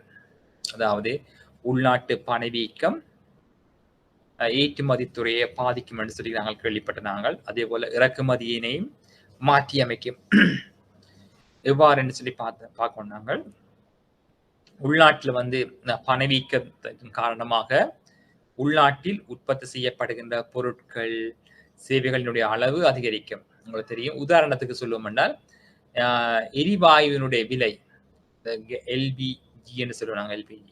எல்பிஜி இந்த எல்பிஜி கேஸ் நாங்கள் சொல்லுவோம். எல்பிஜி எரிபொருள் சிலிண்டருடைய விலை 1000 ரூபாவால் அதிகரிக்கப்பட்டிருக்கு. இவ்வாறு அதிகரிக்கப்பட்டபடியால அந்த எரிபொருள், அந்த எரிவாயுவை பயன்படுத்தி உற்பத்தி செய்யப்படுகின்ற உணவு பண்டங்களின் விலை தற்போது அதிகரித்திருக்கு. ஆகவே இந்த உணவு பண்டங்களுடைய விலை அதிகரித்தபடியால அது உள்நாட்டில் பணவீக்கத்தை ஏற்படுத்தலாம். அதே போல உள்நாட்டில் எரிவாயு, அதே போல ஏனைய பொருட்களின் விலை உள்நாட்டில் அதிகரிக்கும் என்று சொன்னால் இந்த உள்நாட்டு மூலப்பொருட்களை, உற்பத்தி பொருட்களை பயன்படுத்தி உற்பத்தி செய்யப்படுகின்ற ஏற்றுமதி பொருளின் செலவும் அதிகரிக்கும். அதாவது எங்களுடைய உள்நாட்டில் உற்பத்தி செய்யப்படுகின்ற ஏற்றுமதி பொருளுடைய உற்பத்தி செலவு அதிகரிக்கும். இவ்வாறு உற்பத்தி செலவு அதிகரிக்கின்ற பொழுது ஏற்றுமதி பொருளுக்கான செலவு கூடுது. ஆகவே ஏற்றுமதி பொருளுக்கான செலவு உள்நாட்டில் அதிகரிக்கிறபடியால இந்த பொருளினுடைய உலக சந்தை விலையும் அதிகரிக்கும். ஏன்னா இந்த உற்பத்தி செலவு கூடி போயிட்டு கூடுதல் இந்த ஏற்றுமதி பொருளின் விலையும் உலக சந்தையில அதிகரிக்கும். உலக சந்தையில எங்களுடைய இலங்கை பொருளுடைய விலை அதிகரிக்கின்ற பொழுது ஏனைய நாடுகளுடைய பொருட்களின் விலை மலிவாக இருந்தால் சர்வதேச வாடிக்கையாளர்கள் எங்களுடைய பொருளை வாங்காது ஏனைய நாட்டு பொருட்களை வாங்குவேன். இதனால் ஏற்றுமதி பொருட்களுக்கான கேள்வி குறைபடையும். ஏற்றுமதி பொருட்களுக்கான கேள்வி குறைகின்ற பொழுது ஏற்றுமதி வருமானம் வீழ்ச்சி அடையும். ஏற்றுமதி வருமானம் வீழ்ச்சி அடைகின்ற பொழுது எங்களோட அந்நிய சம்பாத்தியம் குறையும் சொல்லுனாங்க.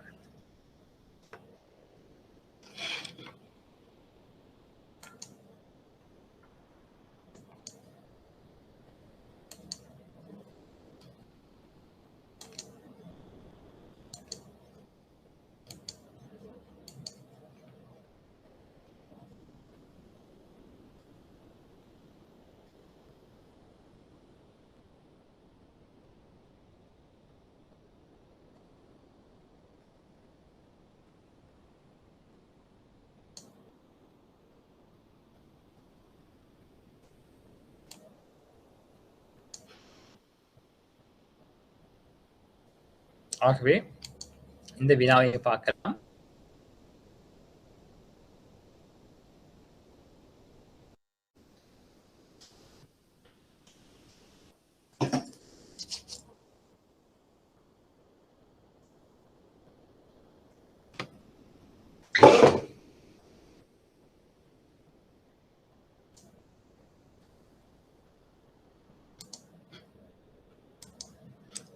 நல்லது, நான் பார்ப்போம். ஆகவே ஒரு பண்டமாற்று பொருளாதாரத்துல வந்து இந்த கேள்வி பாத்தீங்கன்னு சொன்னா ஒரு பண்டமாற்று பொருளாதாரத்துல வந்து இந்த பிடிபடும் தன் சம்பந்தமாக உங்களிடமிருந்து வினாக்கள் எதிர்பார்க்கப்படுது. இது வந்து பணம் தொடர்பாக வந்து கேட்கப்பட்ட வினா. அதாவது பணம் தொடர்பாக உங்களிடமிருந்து இவ்வாறான வினாக்கள் கேட்கப்பட்டால் அதுக்கு நீங்கள் விடைகள் எழுதுவதற்கு நீங்கள் தயாராக இருக்க வேண்டும். எப்படி என்று சொல்லணும்னு சொன்னா நாங்கள் குறிப்பிடுவோம். பணம் தொடர்பாக வினாக்கள் உங்களிடம் கேட்கப்படலாம். அது பணம் என்று சொன்னால் என்ன? மற்றது பணத்தினுடைய வகைகள் யாவை? பணத்தினுடைய தொழிற்பாடுகள் யாவை? பணத்தினுடைய கூட்டுகள் யாவை என்று சொல்லி பல்வேறுபட்ட வினாக்கள் உங்களிடமிருந்து எதிர்பார்க்கலாம். அதாவது வங்கிகளிடமிருந்து வங்கி சம்பந்தமான கேள்வி உங்களிடம் கேட்கப்படலாம், பணம் தொடர்பான கேள்வி கேட்கப்படலாம். அதை தொடர்ந்து பார்த்தீங்கன்னு சொன்னால் நடைமுறை விடயங்கள் தொடர்பாகவும் உங்களிடம் வினாக்கள் எதிர்பார்க்கலாம்.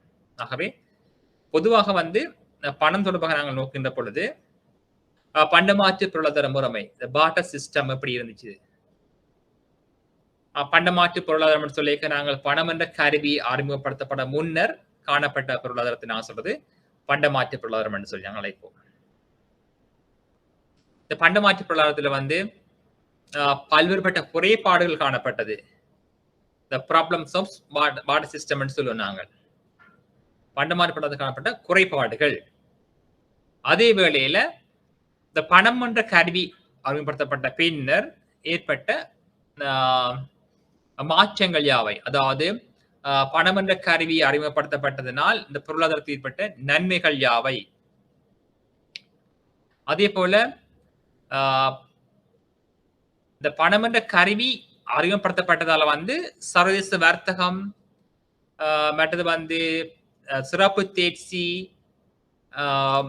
மற்றது வந்து மாஸ் ப்ரொடக்ஷன் சொல்லுவாங்க, அந்த பேரளவு உற்பத்தி, தொழிற்பிரிப்பு, சர்வதேச வர்த்தகம், உள்நாட்டு உற்பத்தி எல்லாம் வளர்ச்சி அடைந்தது இந்த பணம் என்ற கருவி அறிமுகப்படுத்தப்பட்ட பின்னர். அதனூடாக தான் இன்றைய எங்களுடைய கணக்கியல், இந்த கணக்கீடு எல்லாம் வந்து வளர்ச்சி அடைந்ததுன்னு சொல்லி நாங்கள் சொல்லலாம். அதே போல பணத்துக்கு வந்து 2 பெறுமதி இருக்குது. ஒன்று உட்பெறுமதி, இன்னொன்று வெளிப்பெறுமதி. The money has dual value ன்னு சொன்னாங்க. ஒன்று சொன்னாங்க வந்து உட்பெறுமதி, internal value and external value. Money has internal value and external value. Internal value means the purchasing capacity of the goods and services in the local. அதாவது இந்த பணத்தை கொண்டு நாங்கள் உள்நாட்டில் கொள்ள செய்யக்கூடிய பொருட்கள் சேவைகளின் அளவு நான் சொல்றது உட்பெறுமதினு சொல்லுவோம் நாங்கள், இன்டர்னல் வேல்யூன்னு சொல்லுவோம் நாங்கள். இப்ப 100 ரூபாய் பொருளை கொண்டு நாங்கள் உள்நாட்டில் கொள்ள செய்யக்கூடிய பொருட்கள் சேவைகளின் அளவை நான் சொல்றது உட்பெறுமதினு சொல்லுவோம் நாங்கள். அதேவேளை இந்த 100 ரூபாவை கொண்டு கொள்வனவு செய்யக்கூடிய டாலருடைய பெறுமதி, அது நான் சொல்றது வெளிப்பெறுமதினு சொல்லுவோம், external value. The purchasing capacity of the foreign currency in terms of local currency. It's called foreign exchange or external value. Both the same.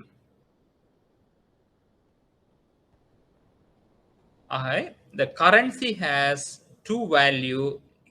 That's called external value and internal value.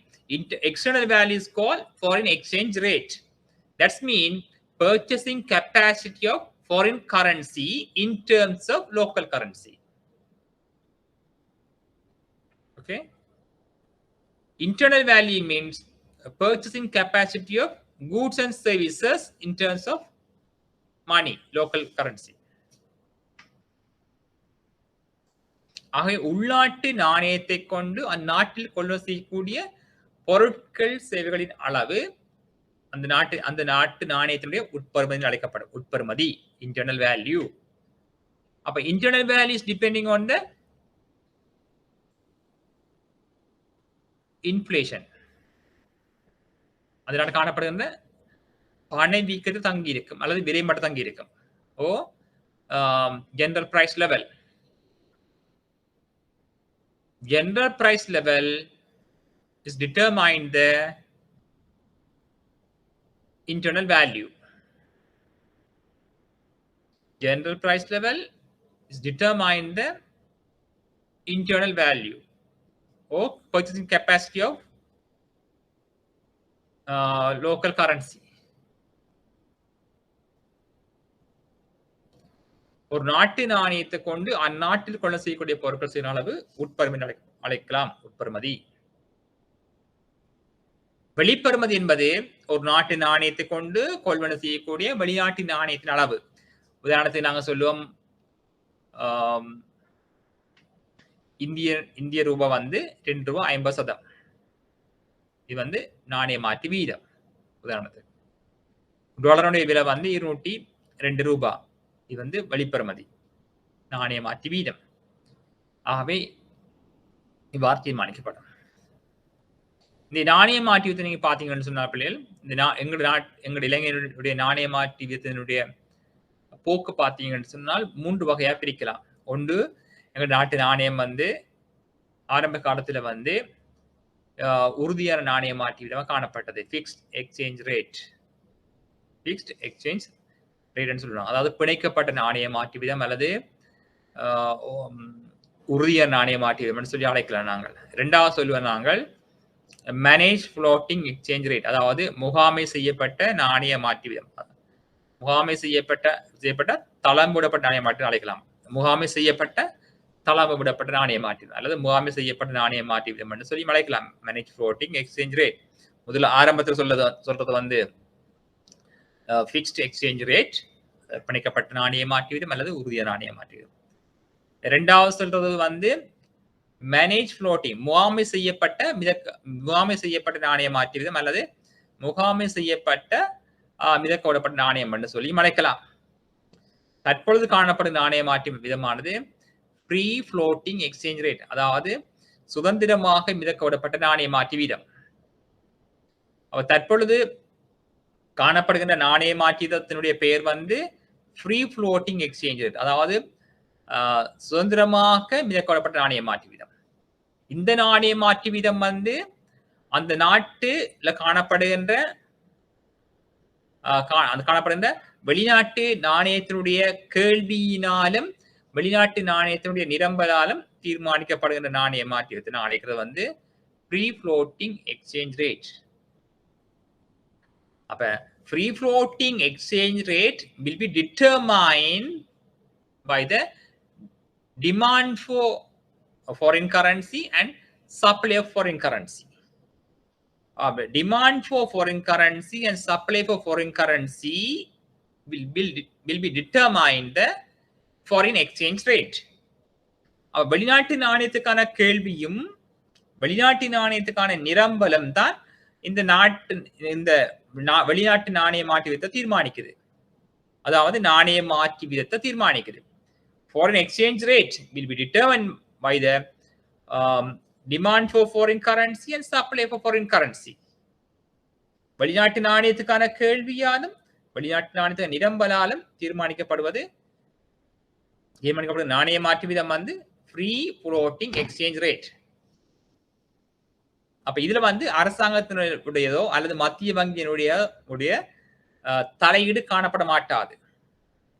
இதுல முக்கியமான சிறப்பம்சம் என்னன்னு சொன்னால், இந்த free floating exchange ரேட்ல வந்து அரசாங்கத்தினுடைய நேரடியானதோ அல்லது மறைமுகமானதோ அல்லது மத்திய வங்கியினுடைய நேரடியானதோ இல்ல மறைமுகமான கட்டுப்பாடுகள் தடைகள் எதுவும் காணப்படாததான் இந்த ஃப்ரீ ஃப்ளோட்டிங் எக்ஸ்சேஞ்ச் ரேட். இருந்த போதும் மத்திய வங்கி நாணய மாற்று வீதத்தினுடைய போக்கை வந்து அவதானிக்கும். இந்த போக்கு நாணய மாற்று வீதம் வந்து தொடர்ச்சியாக தேய்வடைகின்ற பொழுது, அதாவது இலங்கை ரூபாயோட பெறுமதி வீழ்ச்சி அடையும். அப்படின்னு சொன்னா 150 190 200 அப்படி ரூபாயுடைய பெறுமதி டாலருக்கு எதிராக வீழ்ச்சி அடைகின்ற பொழுது மத்திய வங்கி என்ன செய்யும் சொன்னால், தன்னிடம் இருக்கின்ற வெளிநாட்டு நாணயத்தை வெளிநாட்டு இருப்பை சந்தைக்கு விற்பனை செய்யும். இவ்வாறு மத்திய வங்கி தம்மிடம் உள்ள தன்னுடைய கைகளில் உள்ள வெளிநாட்டு நாணயத்தை சந்தைக்கு விற்பனை செய்வதன் ஊடாக இந்த நாணய மாற்று வீதத்தை வந்து ஒரு உறுதி நிலைக்கு ஏற்படுத்தலாம். நாணய மாற்று வீதத்தை மத்திய வங்கி தீர்மானிப்பது இல்லை. ஒரு நாட்டு நாணயத்தினுடைய இலங்கை ரூபாயினுடைய வெளிப்பெறுமதியை வந்து மத்திய வங்கி தீர்மானிக்கிறது இல்லை. எங்கள் நாணய மாற்று விதத்தை தீர்மானிக்கிற காரணிகள்ல வந்து பிரதானமானது அந்த வெளிநாட்டு நாணயத்துக்கான கேள்வி, டாலருக்கான கேள்வியும் டாலருடைய நிரம்பலும் தான் டாலருடைய விலையை தீர்மானிக்குது. அதாவது வெளிநாட்டு நாணயத்துக்கான கேள்வி, டாலருடைய கேள்வியும் வெளிநாட்டு நிரம்பலம், டாலருடைய நிரம்பலம் சேர்ந்துதான் டாலருடைய விலையை தீர்மானிக்குது. அப்படின்னு சொன்னால் இந்த நாணய மாற்றத்தை தீர்மானிக்குது. ஆகவே டாலருக்கான கேள்வி அதிகமாக இருக்கின்ற சந்தர்ப்பத்தில், டாலருடைய நிரம்பல் குறைவாக இருக்கின்ற சந்தர்ப்பத்தில் இந்த எங்களோட நாணய மாற்று வீதம் வந்து இலங்கை ரூபாயுடைய பெறுமதி தேய்வடையும். டாலருக்கு எதிராக அப்படின்னு தேய்வடையும் சொன்னால் எங்களோட ரூபாயினுடைய வெளிநாட்டு நாணய கொள்வன சக்தி வீழ்ச்சி அடையும். முதல் 150 ரூபாய் போன நாணய மாற்று வீதம் இப்ப 200 மாற்றம் அடைஞ்சிருக்குது. ஆக இதன் பெறுமதி, இதன் கருத்து என்னன்னு சொன்னால் ரூபாயோட பெறுமதி வீழ்ச்சி அடைந்து போயிட்டு. முந்தி ஒரு டாலரை கொள்வன செய்வதற்கு நாங்கள் 150 ரூபாய் செலுத்தினாங்கள். தற்பொழுது அதை விட கூடிய அளவு தொகையை நாங்கள் கொடுக்க வேண்டியிருக்குது. இப்ப ஒரு டாலரை கொள்வன செய்வதற்கு 200 ரூபாய் கொடுக்க வேண்டியிருக்குது. ஆகவே ஒரு நாட்டு நாணயத்தை ஒரு நாட்டு நாணயத்தை கொண்டு கொள்வன செய்யக்கூடிய வெளிநாட்டு நாணயத்தினுடைய அளவு தற்பொழுது குறைவடைந்து போயிட்டு, ரூபாயின் பெறுமதி குறைவடைஞ்சு போயிட்டு. நான் 180 ரூபாய் ஒரு நாட்டு நாணயத்தை கொள்ள செய்தாங்க, டாலரை கொள்ள செய்தாங்க போன வருடத்துக்கு. இந்த வருடம் ஒரு டாலர் வாங்க முடியாது 180 ரூபாய்க்கு, அதை விட குறைவா தான் வாங்க வேண்டி இருக்குது. ஒரு நாட்டு நாணயத்தை கொண்டு கொள்வன செய்யக்கூடிய வெளிநாட்டு நாணயத்தின் அளவு குறைவடைந்தால் அதை சொல்வது நாங்கள் நாணய மதிப்பிறக்கம் அல்லது நாணயத்து பெறுமதி வீழ்ச்சி அடைதல் அல்லது ரூபாயின பெறுமதி தேய்வடைதல் சொல்லுவோம் நாங்கள்.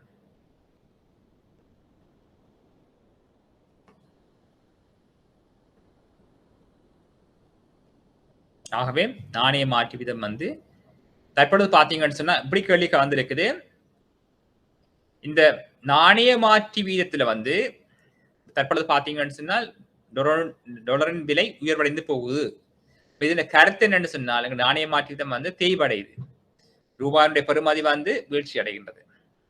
இந்த வீழ்ச்சியை போக்குவதற்கு மத்திய வங்கி பல்வேறுபட்ட நடவடிக்கைகளை மேற்கொள்ளும். எப்படி என்று சொன்னால் டாலருடைய விலை உயர்வதற்கு காரணம் உள்நாட்டில் டாலருக்கான கேள்வி அதிகம், டாலருடைய நிரம்பல் இல்லை. அப்ப வெளிநாட்டு ஏற்றுமதிகள் குறைவடைகின்ற பொழுது, சுற்றுலா பயணிகளுடைய வருகை குறைவடைகின்ற பொழுது, வெளிநாட்டிலிருந்து இலங்கைக்கு அனுப்புகின்ற பணத்தின் அளவு குறைவடைகின்ற பொழுது எங்கட வெளிநாட்டு நாணயத்தினுடைய நிரம்பல் குறையும். வெளிநாட்டு நாணயத்தின் நிரம்பல் உள்நாட்டில் குறையும். அதே வேளையில வந்து இறக்குமதிகள் வந்து அதிகரிக்குது. ஆகவே இறக்குமதிகள் அதிகரிக்கின்ற பொழுது வெளிநாட்டு நாணயத்துக்கான கேள்வி கூடும். ஏனென்றால் இறக்குமதி பொருளை நாங்கள் டாலரை கொடுத்து தான் வாங்க வேணும். ஆகவே இறக்குமதியின் போது டாலருக்கான கேள்வி கூடும். ஆகவே டாலருக்கான நிரம்பல் குறைவடைஞ்சு போச்சு, ஏற்றுமதியில் குறைவு. அவ டாலர் கேள்வி கூடுது, நிரம்பல் குறைவு என்றால் ஆகவே டாலர் விலை அதிகரிக்கும். 200 ரூபாய் போயிட்டு.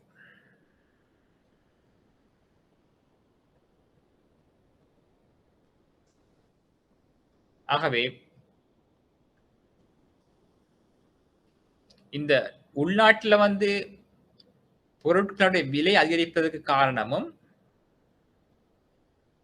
இந்த நாணய மாற்று வீதம் வீழ்ச்சி அடைவதான் காணப்படும். ஏன்னு சொன்னால் நாங்கள் நாணய மாற்று வீதம் வந்து ஏற்றுமதி பொருளுடைய அளவு குறைவடைஞ்சு போச்சுது, ஏற்றுமதி வருமானம் குறைவு, டாலர் குறைவு. இதனால் இறக்குமதிக்கு வந்து டாலர் தேவைப்படும். ஆகவே டாலருக்கான கேள்வி கூடுது, ஆனால் டாலருடைய நிரம்பல் குறையுது.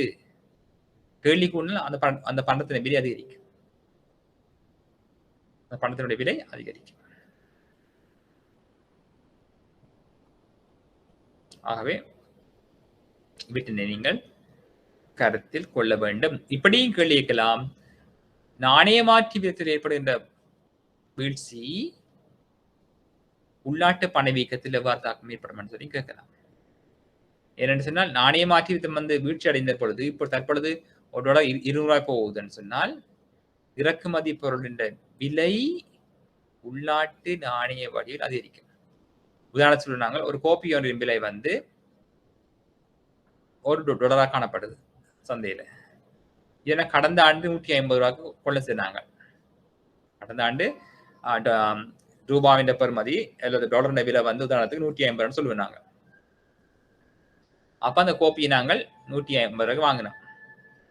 தற்பொழுது அதே கோப்பி ஒரே $1 தான். அது நாங்கள் இப்பொழுது வந்து அந்த $1 நாங்கள் $20 கொடுக்க வேண்டி கிடக்குது. ஆகவே $20 கொடுத்து வாங்குறோம். எனவே இறக்குமதி பொருளின் விலை உலக சந்தையில் மாற்றம் இல்லாத பொழுது உள்நாட்டு சந்தையில வந்து இறக்குமதி பொருளின் விலை அதிகமாக காணப்படும்.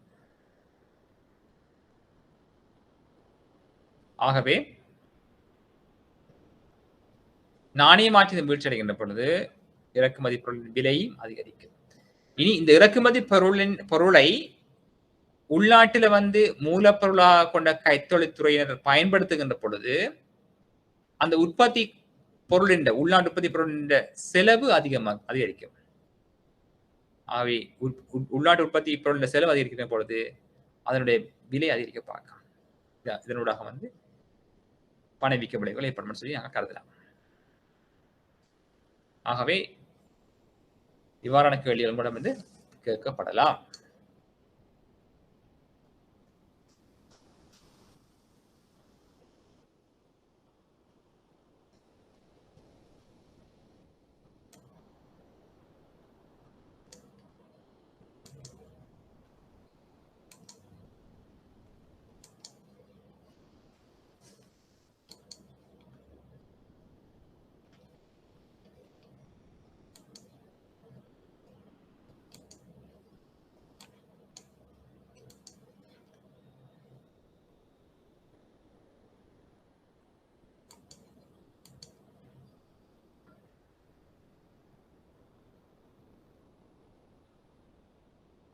ஆகவே பணம் தொடர்பாக உங்களுக்கு நல்ல அறிவு இருக்குது. அதே போல பண நிரம்பல் தொடர்பாக அறிவு இருக்கு. அதுபோல இப்படியும் கேள்வி கேட்கலாம். அதாவது வரவு செலவு திட்டத்தில வரவு செலவு திட்டம் உங்களுக்கு சமர்ப்பிக்கப்பட்டதையும் கவனமாக இப்படி கேள்விகள் மூலம் கேட்கப்படலாம். வரவு செலவு திட்ட பற்றாக்குறை போது அந்த பற்றாக்குறைக்கு நிதியீட்டம் செய்கின்ற பொழுது உள்நாட்டில் பணவீக்க விளைவுகள் ஏற்படும். விளக்குன்னு சொல்லி கேட்கலாம். வரவு செலவு திட்டம் என்று சொன்னால் என்னன்னு தெரியணும் உங்களுக்கு. வரவு செலவு திட்டம் என்பது ஒரு அரசாங்கத்தினால் எதிர்வரும் ஆண்டில் தான் மேற்கொள்ள இருக்கின்ற செலவினங்களையும் அதற்கான வழிமுறைகளையும் அதே போல தனக்கு கிடைக்கும் என எதிர்பார்க்கின்ற வருமானங்களையும் அதற்கான வழிமுறைகளையும் முற்கணிப்பு செய்து நிதியமைச்சரால் தயாரிக்கப்பட்டு பாராளுமன்றத்தினால் ஏற்றுக்கொள்ளப்பட்ட பின்னர் நடைமுறைக்கு பெறுவதான் வரவு செலவு திட்டம் என்று அழைப்போம். இந்த வரவு செலவு திட்டத்துல வந்து அரசாங்கம் எதிர்பார்க்கின்ற வருமானங்கள், அந்த வருமானங்கள் கிடைக்கின்ற வழிமுறைகள், தான் மேற்கொள்ளுகின்ற செலவினங்கள், அதற்கான வழிமுறைகள் போன்றவை விவரமாக குறிப்பிடப்பட்டிருக்கும். ஆகவே வரவு செலவு திட்ட பற்றாக்குறை என்று சொன்னால் என்ன என்று சொல்லி அறிஞ்சு வைக்க வேண்டும். அப்படி பற்றாக்குறை என்று சொன்னால் அரசாங்கத்துக்கு கிடைக்கிற வருமானத்தினை விட அரசாங்கத்துக்கு ஏற்படுகின்ற செலவினங்கள் அதிகமாக காணப்படுகின்ற பொழுது ஏற்படுவது வரவு செலவு திட்ட பற்றாக்குறை அழைப்பாங்க.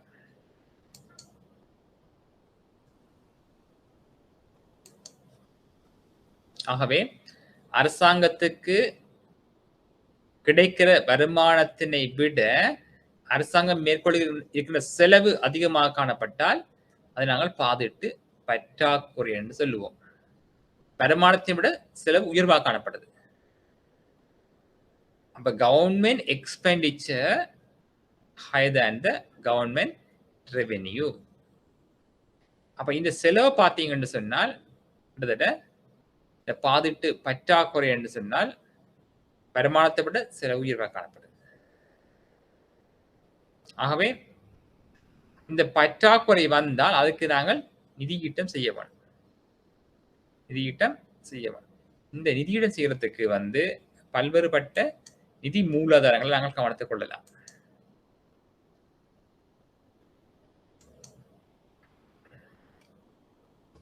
பாதிட்டு பற்றாக்குறைக்கு நிதியீட்டம் செய்கின்ற மூலதனங்களை நாங்கள் வகைப்படுத்தலாம். இவ்வாறு வகைப்படுத்தின பொழுது சில நிதி நிறுவனங்களில் வந்து கடன் பெற்றால் அது வந்து நாட்டில் கடனாக்கத்தை ஏற்படுத்தி பணவீக்க விளைவை ஏற்படுத்தும் சொல்லுவோம். இந்த கேள்வி பாருங்க.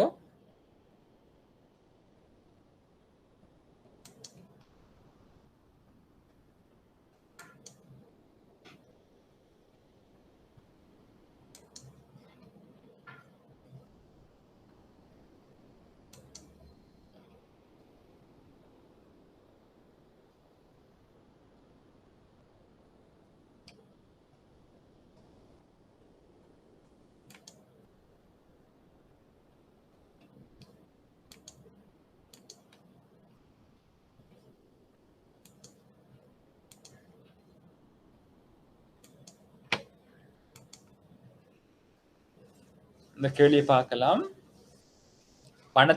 பணம் சம்பந்தமாக உங்களிடமிருந்து கேட்கப்பட்ட வினாக்கள். பணத்தினுடைய பண்பு தொடர்பாக, பணத்தின் தொழிற்பாடு சம்பந்தமாக வினாக்கள் உங்களிடம் கேட்கப்படலாம். இது வந்து பணத்தின் பண்பு தொடர்பாக வந்து உங்களிடமிருந்து வினாக்கள் கேட்கப்பட்டது. அதாவது பணத்தினுடைய பிரிபடும் தன்மை, மற்றது போர்ட்டபிலிட்டி, அதாவது இலக்குகள் எடுத்து செல்லக்கூடிய மாதிரி இருக்கிறது சம்பந்தமா வினாக்கள் கேட்கப்பட்டது.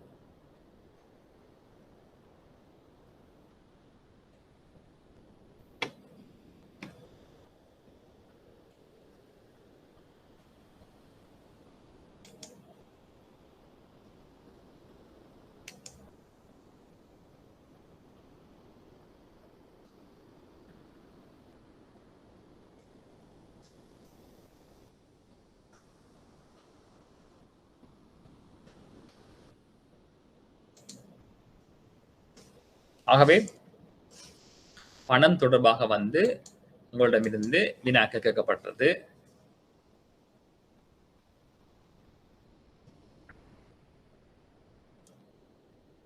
இதுல பாத்தீங்கன்னு சொன்னா பணத்துக்கான கேள்வி மற்றும் சந்தை வட்டி விதங்கள் தொடர்பு சம்பந்தமா வினாக்கள் கேட்கப்பட்டிருக்குது.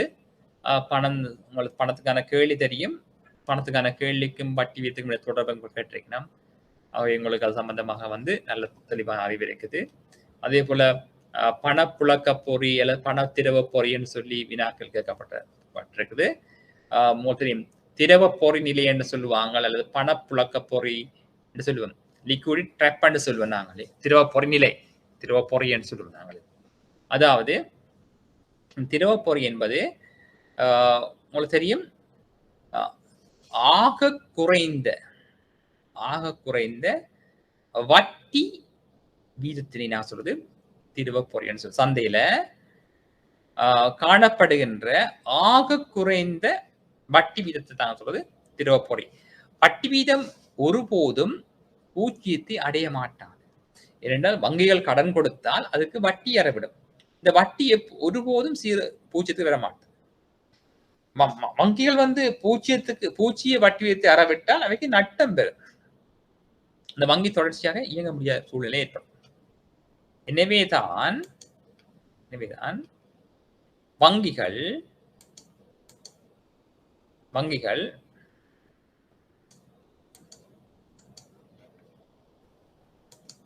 என்ன செய்தன்னு சொன்னால் வட்டியினை அறவிட்டு தங்களோட தொழிற்பாட்டை மேற்கொள்ளலாம். வட்டி ஊடாக என்ன செய்யலாம் சொன்னா தாங்கள் லாபம் உழைக்கலாம். லாபத்தினை உழைக்குது. ஆகவே வங்கிகள் எப்பொழுதும் என்ன செய்யும் சொன்னா வங்கிகள் எப்பொழுதும் வந்து லாப நோக்கத்தில் செயற்படும். அப்ப லாப நோக்கத்தில் செயற்படுகின்ற வங்கிகள் வட்டியை ஒருபோதும் பூச்சியினை கொன்ற மாட்டார். பூச்சிநிலைக்கு கொன்ற மாட்டார். எனவே ஆக குறைந்த வட்டி வீதத்தின் நாங்கள் சொல்லும் திரவ பொறி முறை என்று சொல்லும். அது நிதி என்று சொல்லுவோம் நாங்களே. திரவ பொறி நிதி என்று சொல்லுவோம் நாங்கள்.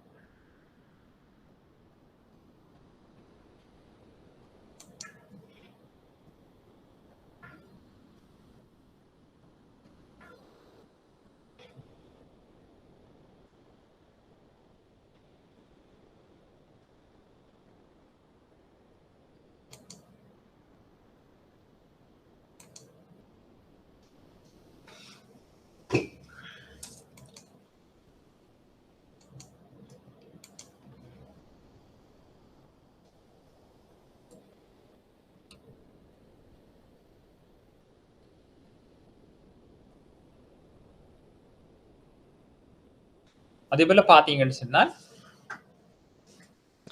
ஒரு நாட்டினுடைய பொருளாதார வளர்ச்சி மற்றும் அதனுடன் தொடர்புடைய விடயங்களுக்கு வந்து மிக முக்கியமான காணப்பட்டது இந்த நாணய கொள்கைன்னு சொல்லுவாங்க.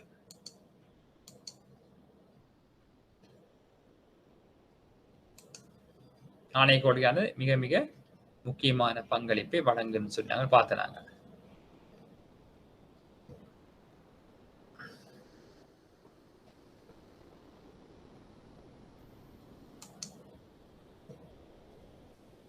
ஆகவே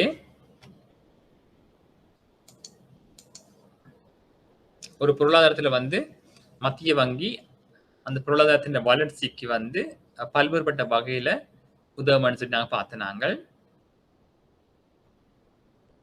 அதே போல நீங்க இது அறிஞ்சிருக்க வேணும், இந்த பெரும் நோய் தொற்று காரணமாக உள்நாட்டு பொருளாதாரத்தை வந்து மீட்டெடுப்பதற்கு மத்திய வங்கியால வந்து மேற்கொள்ளப்பட்ட நடவடிக்கை யாவைன்னு சொல்லி வந்து வினாக்கள் பார்க்கலாம். இதை வந்து அண்மையில மேற்கொள்ளப்பட்ட நடவடிக்கைகள் மத்திய வங்கியால வந்து உள்நாட்டு தொழில்நுட்பத்துறையை அல்லது உள்நாட்டு சிறிய நடுத்தர தொழில்துறையை வந்து அபிவிருத்தி செய்வதற்கு இந்த அரசாங்கத்தினால் மேற்கொள்ளப்பட்ட நடவடிக்கைகள் அல்லது மேற்கொள்ள இருக்கின்ற நடவடிக்கைகள் சொல்லி உங்களிடம் வினாக்கள் கேட்கப்பட்டதாம்.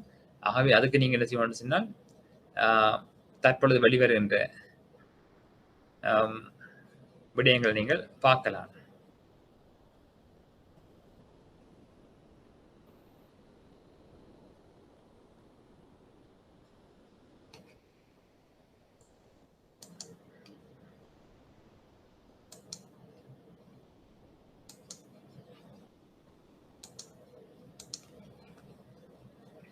மேலும் பார்க்கலாம், சந்தை கடன் வழங்கல் வீதங்கள் தொடர்ச்சியாக வீழ்ச்சியடைந்த பொழுதும் வீழ்ச்சி வேகம் எதிர்ப்படைந்துள்ள சொல்லப்படுதாம். சந்தை கடன் வழங்கல் வீதம் தொடர்ச்சியாக வீழ்ச்சி அடைந்த பொழுதிலும் வீழ்ச்சி வேகம் மெதுவடைகிறதா. இப்ப கடன்கள் குறைவடைகின்ற பொழுது அதனைத் தொடர்ந்து அந்த துறையில் முதலீடு குறைவடைகின்ற பொழுது உற்பத்தி பாதிப்படைகின்ற பொழுது அதனுடைய பொருளாதார வளர்ச்சி வீழ்ச்சி அடையும் சொல்லியிருந்தாங்க.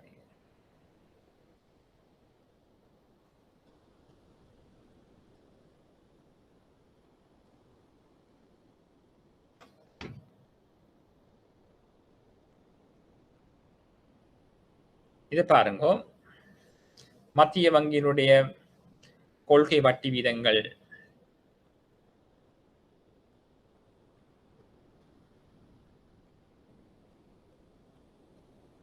எவ்வாறு மாற்றி அமைக்கப்பட்டது என்று சொல்லி நீங்கள் அறிஞ்சு வைத்திருக்க வேண்டும்.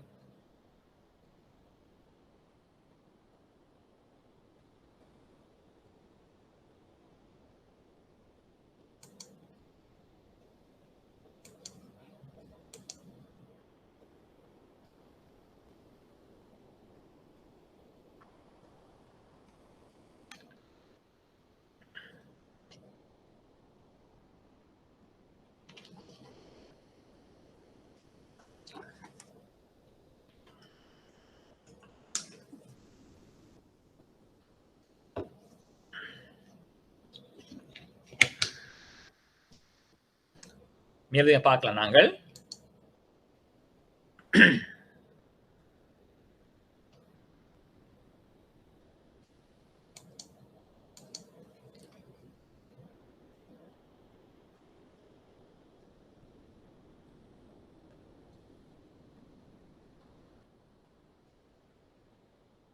சந்தை உங்களுக்கு தெரியும், சந்தை வட்டி வீதங்களுக்கும் பணவீக்கத்துக்கும் இடையிலான தொடர்பை வந்து கேட்டிருக்கிறோம். அப்ப சந்தை வட்டி வீதங்கள் அதிகரிக்கின்ற பொழுது கடனுக்கான செலவும் அதிகரிக்கும். அப்ப கடனுக்கான செலவு அதிகரிக்கின்ற பொழுது கடன்கள் குறையும், கடனாக்கம் குறையும், நாட்டுல பணவாக்கம் குறையும், பணவீக்கம் குறையும். ஆகவே ரெண்டுக்கும் இடையில வந்து எதிர்கணிய தொடர்பு காணப்படுதுன்னு சொல்ல அழைக்கப்படுது.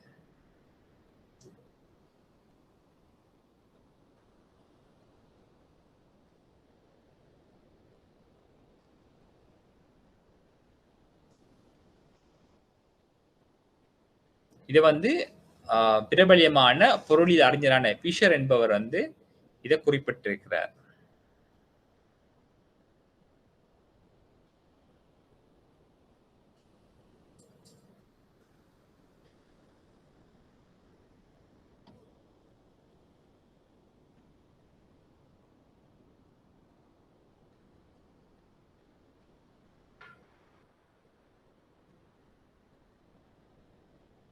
இப்ப இங்க சொல்லப்பட்டிருக்குது பாத்தீங்கன்னா, அமெரிக்க டாலருக்கு எதிராக வந்து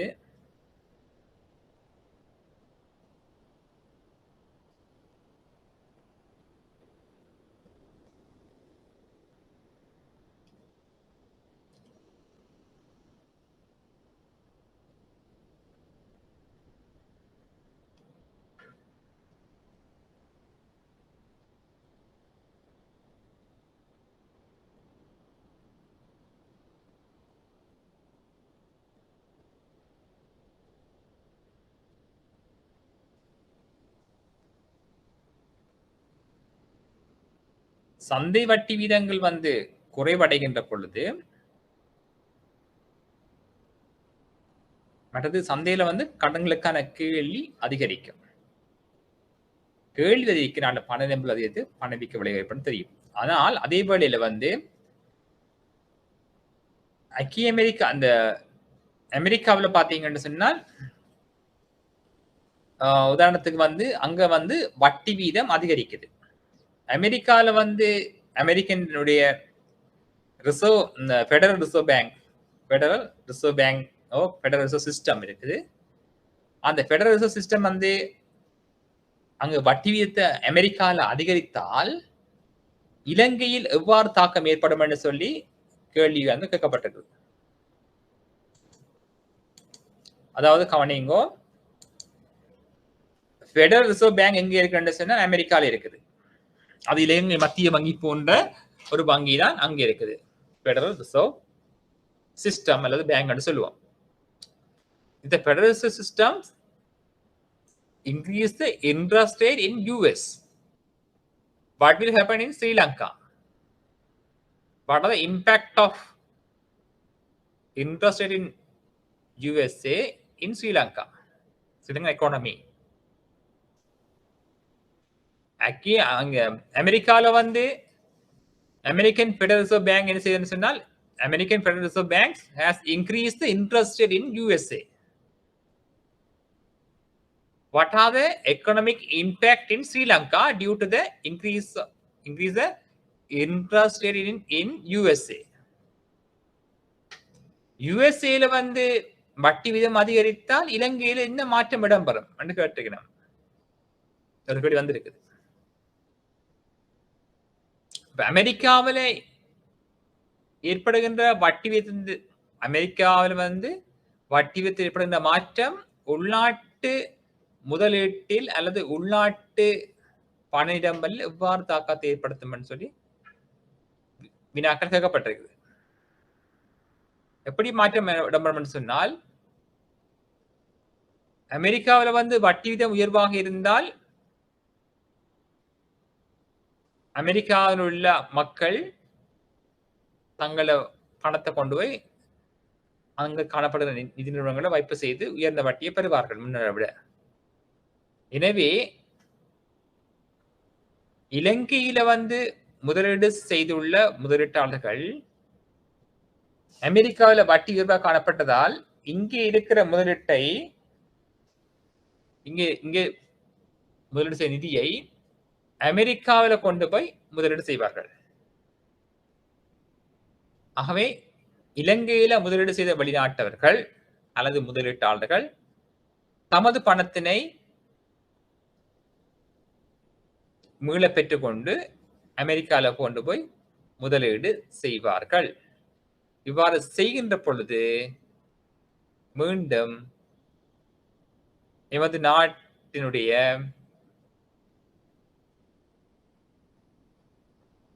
பணத்தினுடைய அளவு, வெளிநாட்டு நாணயத்தின் அளவு வீழ்ச்சி அடையும். எனவே வெளிநாட்டு நாணயத்தின் அளவு வீழ்ச்சி அடைகின்ற பொழுது மீண்டும் வெளிநாட்டு நாணயத்தினுடைய விலை அதிகரிக்கும். ஆகவே இலங்கையில முதலீடு செய்துள்ள பல்வேறுபட்ட நாடுகளைச் சேர்ந்த வெளிநாட்டு முதலீட்டாளர்கள் அமெரிக்காவில் வட்டி வீதம் அதிகரிப்பதை அவதானித்தால் இலங்கையிலிருந்து முதலீடு செய்த முதலீட்டினை மீள பெற்றுக்கொண்டு அமெரிக்காவில் முதலீடு செய்வார்கள். இவ்வாறு அமெரிக்காவில் ஒரு வட்டி வீதம் ஏற்படும் அதிகரிப்பு இந்த உள்நாட்டில முதலீடு செய்த முதலீட்டாளர்கள் தங்களது நிதியினை அமெரிக்காவிற்கு மாற்றுகின்ற பொழுது உள்நாட்டு முதலீடு என்ன செய்யும் சொன்னால் வெளிநாடு நோக்கி நகரும். இவ்வாறு முதலீட்டின் மீதான வெளிப்பாய்ச்சல் என்பது எங்களோட பொருளாதாரத்தை மிகவும் தீவிரமாக பாதிக்க செய்யும்.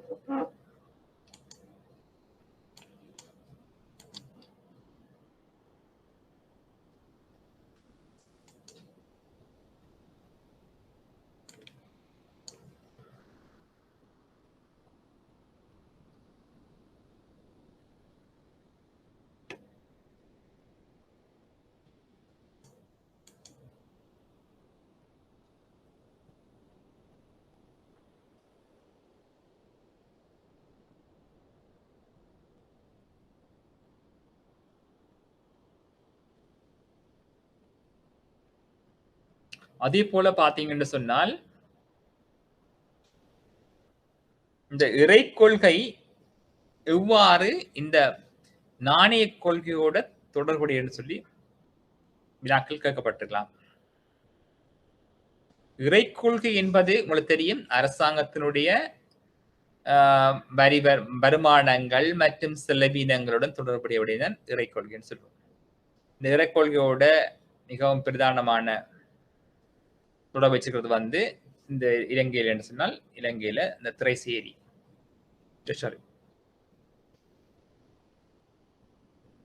ஆகவே இந்த பிஸ்கால் பாலிசி அரசாங்கத்தினுடைய வருமானங்கள் மற்றும் செலவினங்கள் போன்றவற்றை ஆய்வு செய்யும்.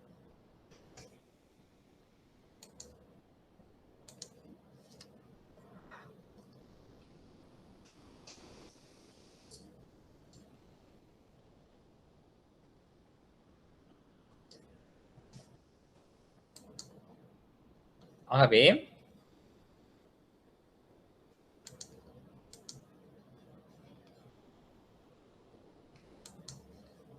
இந்த திரைசேரி இந்த பிஸ்கால் பாலிசி என்பது இறை கொள்கை அல்லது இறை கொள்கைன்னு சொல்லுவேன். பிஸ்கால் பாலிசி அரசு இறை கொள்கை அல்லது இறை கொள்கைன்னு சொல்லுவேன்.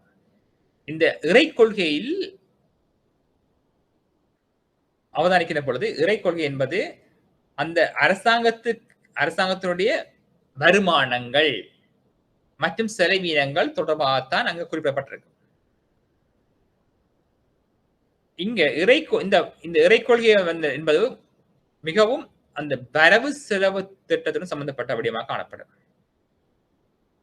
இந்த வரவு செலவு திட்ட பற்றாக்குறை என்பது அரசாங்கத்தினுடைய வருமானத்தினை விட அரசாங்கத்தின் செலவினம் அதிகம். Government expenditures higher than the government revenue. So debit, when the budget deficit will happen. அப்ப வரவிட செலவு அதிகமாக காணப்படுகின்ற பொழுது அங்க பற்றாக்குறை வரும். வரவு 10, செலவு 13. அல்லது வரவு வந்து 3000, செலவு 5000. அப்ப 2000 ரூபாய் செலவு கூடி போயிட்டு. இது நான் சொல்லும் பாதிட்டு பற்றாக்குறை. இந்த பாதிட்டு பற்றாக்குறைக்கு நிதியீட்டம் செய்ய வேணும். இந்த நிதியீட்டம் செய்கின்ற பொழுது அரசாங்கம் மத்திய வங்கியில போய் கடன் எடுக்கலாம். எப்படின்னா புதிய நாணயங்களை அச்சிட்டு வெளியிட செஞ்சுட்டு வாங்கலாம். இப்படி கொள்வன் செய்கின்ற பொழுது மத்திய வங்கி புதிதாக நாணயத்தை அச்சிட்டு வெளியீடு செய்கின்ற பொழுது நாட்டில் பண நிரம்பல் அதிகரிப்பு ஏற்பட்டு பணவீக்க விளைவுகள் ஏற்படும். அவை பணவீக்க விளைவுகள் ஏற்படுகின்ற பொழுது இது நாணய கொள்கையை பாதிப்படை செய்யும்.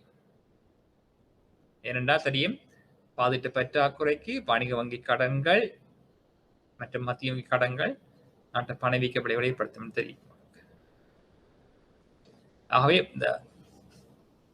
அந்த வரவு செலுத்த பற்றாக்குறைக்கு நிதியீட்டம் செய்கின்ற பொழுது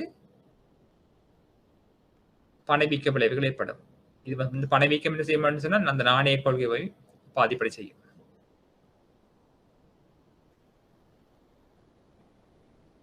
ஆகவே அரசாங்கம் வரவு செலுத்த பற்றாக்குறைக்கு நிதியீட்டம் செய்கின்ற பொழுது இந்த மத்திய வங்கி மற்றும் வணிக வங்கிகள் தவிர ஏனைய வங்கி சாரா நிறுவனங்களிடமிருந்து கடன் பெற்றால் பணவீக்க விளைவு ஏற்பட மாட்டாது. அதாவது காப்புறுதி கம்பெனிகள், மற்றது வந்து வணிக வங்கி அல்லாத சேமிப்பு வங்கிகள்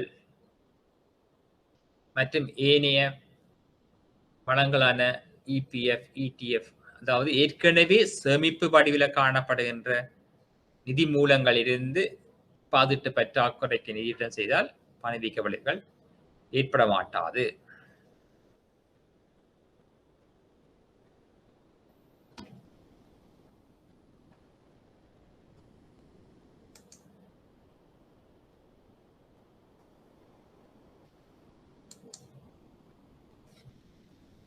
ஆகவே இவ்வாறு பல வினாக்கள் உங்களிடமிருந்து எதிர்பார்க்கப்படலாம்.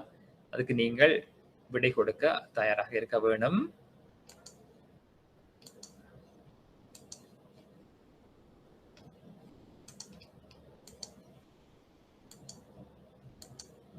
இப்படி பார்த்தீங்கன்னு சொன்னா இந்த உங்களுக்கு தெரியும், ஆரம்பத்தில் சொன்ன மாதிரி மிகவும் முக்கியமானது நாணய கொள்கை, இறை கொள்கை சம்பந்தமா நீங்க அறிஞ்சு வச்சிருக்க வேணும்.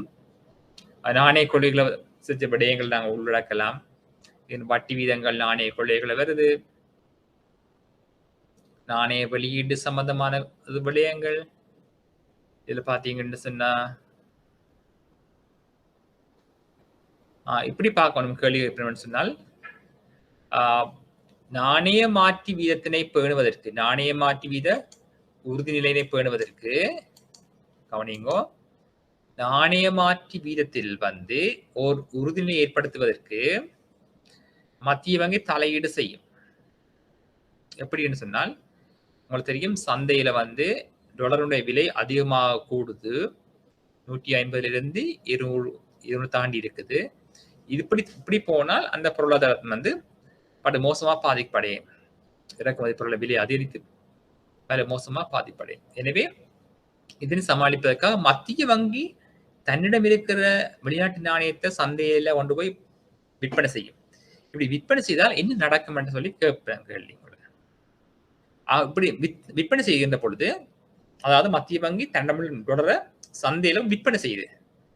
டாலர் விலை வந்து உதாரணத்துக்கு நாங்கள் 200 ரூபாய் போகுதுன்னு சொன்னால் அப்ப 200 ரூபாய்க்கு விற்பனை செய்யுது சந்தையில. இப்படி விற்பனை செய்கின்ற பொழுது சந்தைக்கு டாலர் வந்த உடனே சந்தையில டாலருடைய நிரம்பல் அதிகரிக்கும். அப்ப சந்தையில டாலருடைய விலை அதிகரிக்கிறதுனால் டாலர் நிரம்பல் கூடுதல் டாலருடைய விலை வந்து குறைபடைய பார்க்கும். இது எப்படி ஏற்பட்டது? மத்திய வங்கி தன்னமுள்ள வெளிநாட்டு நாணயத்தை சந்தையில் விற்பனை செய்தது. எனவே டாலரினுடைய நிரம்பல் அதிகரித்து டாலரின் விலை குறைய போகுது. இதனால ஏற்படக்கூடிய தாக்கம் என்னன்னு சொன்னால் திரவத்தன்மை பற்றி நாங்கள் யோசிக்க வேணும். அதாவது மத்திய வங்கி வெளிநாட்டு நாணயத்தை கொடுத்துட்டு உள்நாட்டு நாணயத்தை வாங்கிட்டு போகுது. சந்தையில் எவ்வளவு டாலர் விலை போகுது? 20 ரூபா போனால் அந்த மத்திய வங்கி என்ன செய்யணும்னா அந்த நாணயத்தை வெளிநாட்டு நாணயத்தை கொடுத்துட்டு அதுக்கு சமனான உள்நாட்டு நாணயத்தை மத்திய வங்கி எடுத்துரு சந்தையில விற்பனை செய்து வாங்குறது. டாலரை சந்தை விற்பனை செய்து மத்திய வங்கி காசு. அப்ப உள்நாட்டு நாணயம் மத்திய வங்கி போய் சேரும். இதனால என்ன நடக்கும்னு சொன்னால் உள்நாட்டுல திரவத்தன்மையினுடைய அளவு குறையும். ஏன்னு சொன்னால் உள்நாட்டு நாணயத்தினுடைய அளவு சந்தையில் குறைவடையும். எனவே உள்நாட்டு சந்தையில் திரவத்தன்மையினுடைய அளவு குறையும்.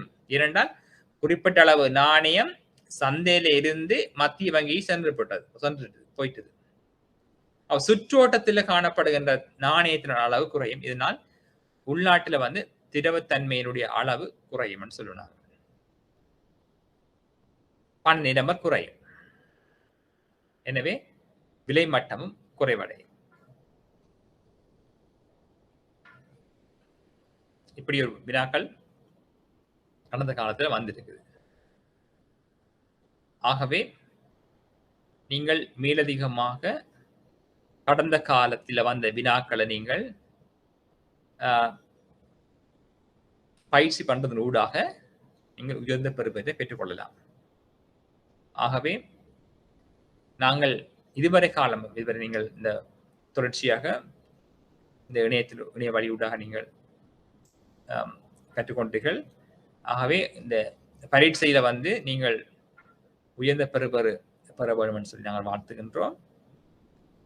ஆகவே உங்களுக்கு தரப்பட்ட கடந்த கால வினாக்களை நீங்கள் செய்து பார்க்க வேண்டும். அதுக்குரிய விடைகளை நீங்கள் ஒப்பிட்டு பார்த்து உங்களை நீங்கள் பரீட்சைக்கு தயார்படுத்த வேணும். அப்படி தயார்படுத்தி பரீட்சையில அதில் ஒரு சிறந்த பெறுபவனை பெற வேண்டும் என்று சொல்லி நாங்கள் உங்களை வாழ்த்துகிறோம். Thank you so much for your support to attend the lectures regularly.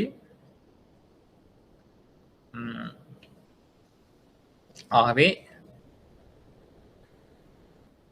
நீங்கள் இந்த பரீட்சை நல்ல பெறுபவரை பெற்று வாழ்க்கையில நல்ல நிலையை அடைய வேண்டும் என்று சொல்லி நாங்கள் எல்லாம் எல்லாரையும் வேண்டி பிரார்த்தித்துக் கொண்டு எங்களோட விரிவுரை நாங்கள் இத்துடன் நிறைவு செய்யலாம் என்று நினைக்கின்றேன். நன்றி, வணக்கம். So thank you so much for your support to conduct the class successfully. Thank you.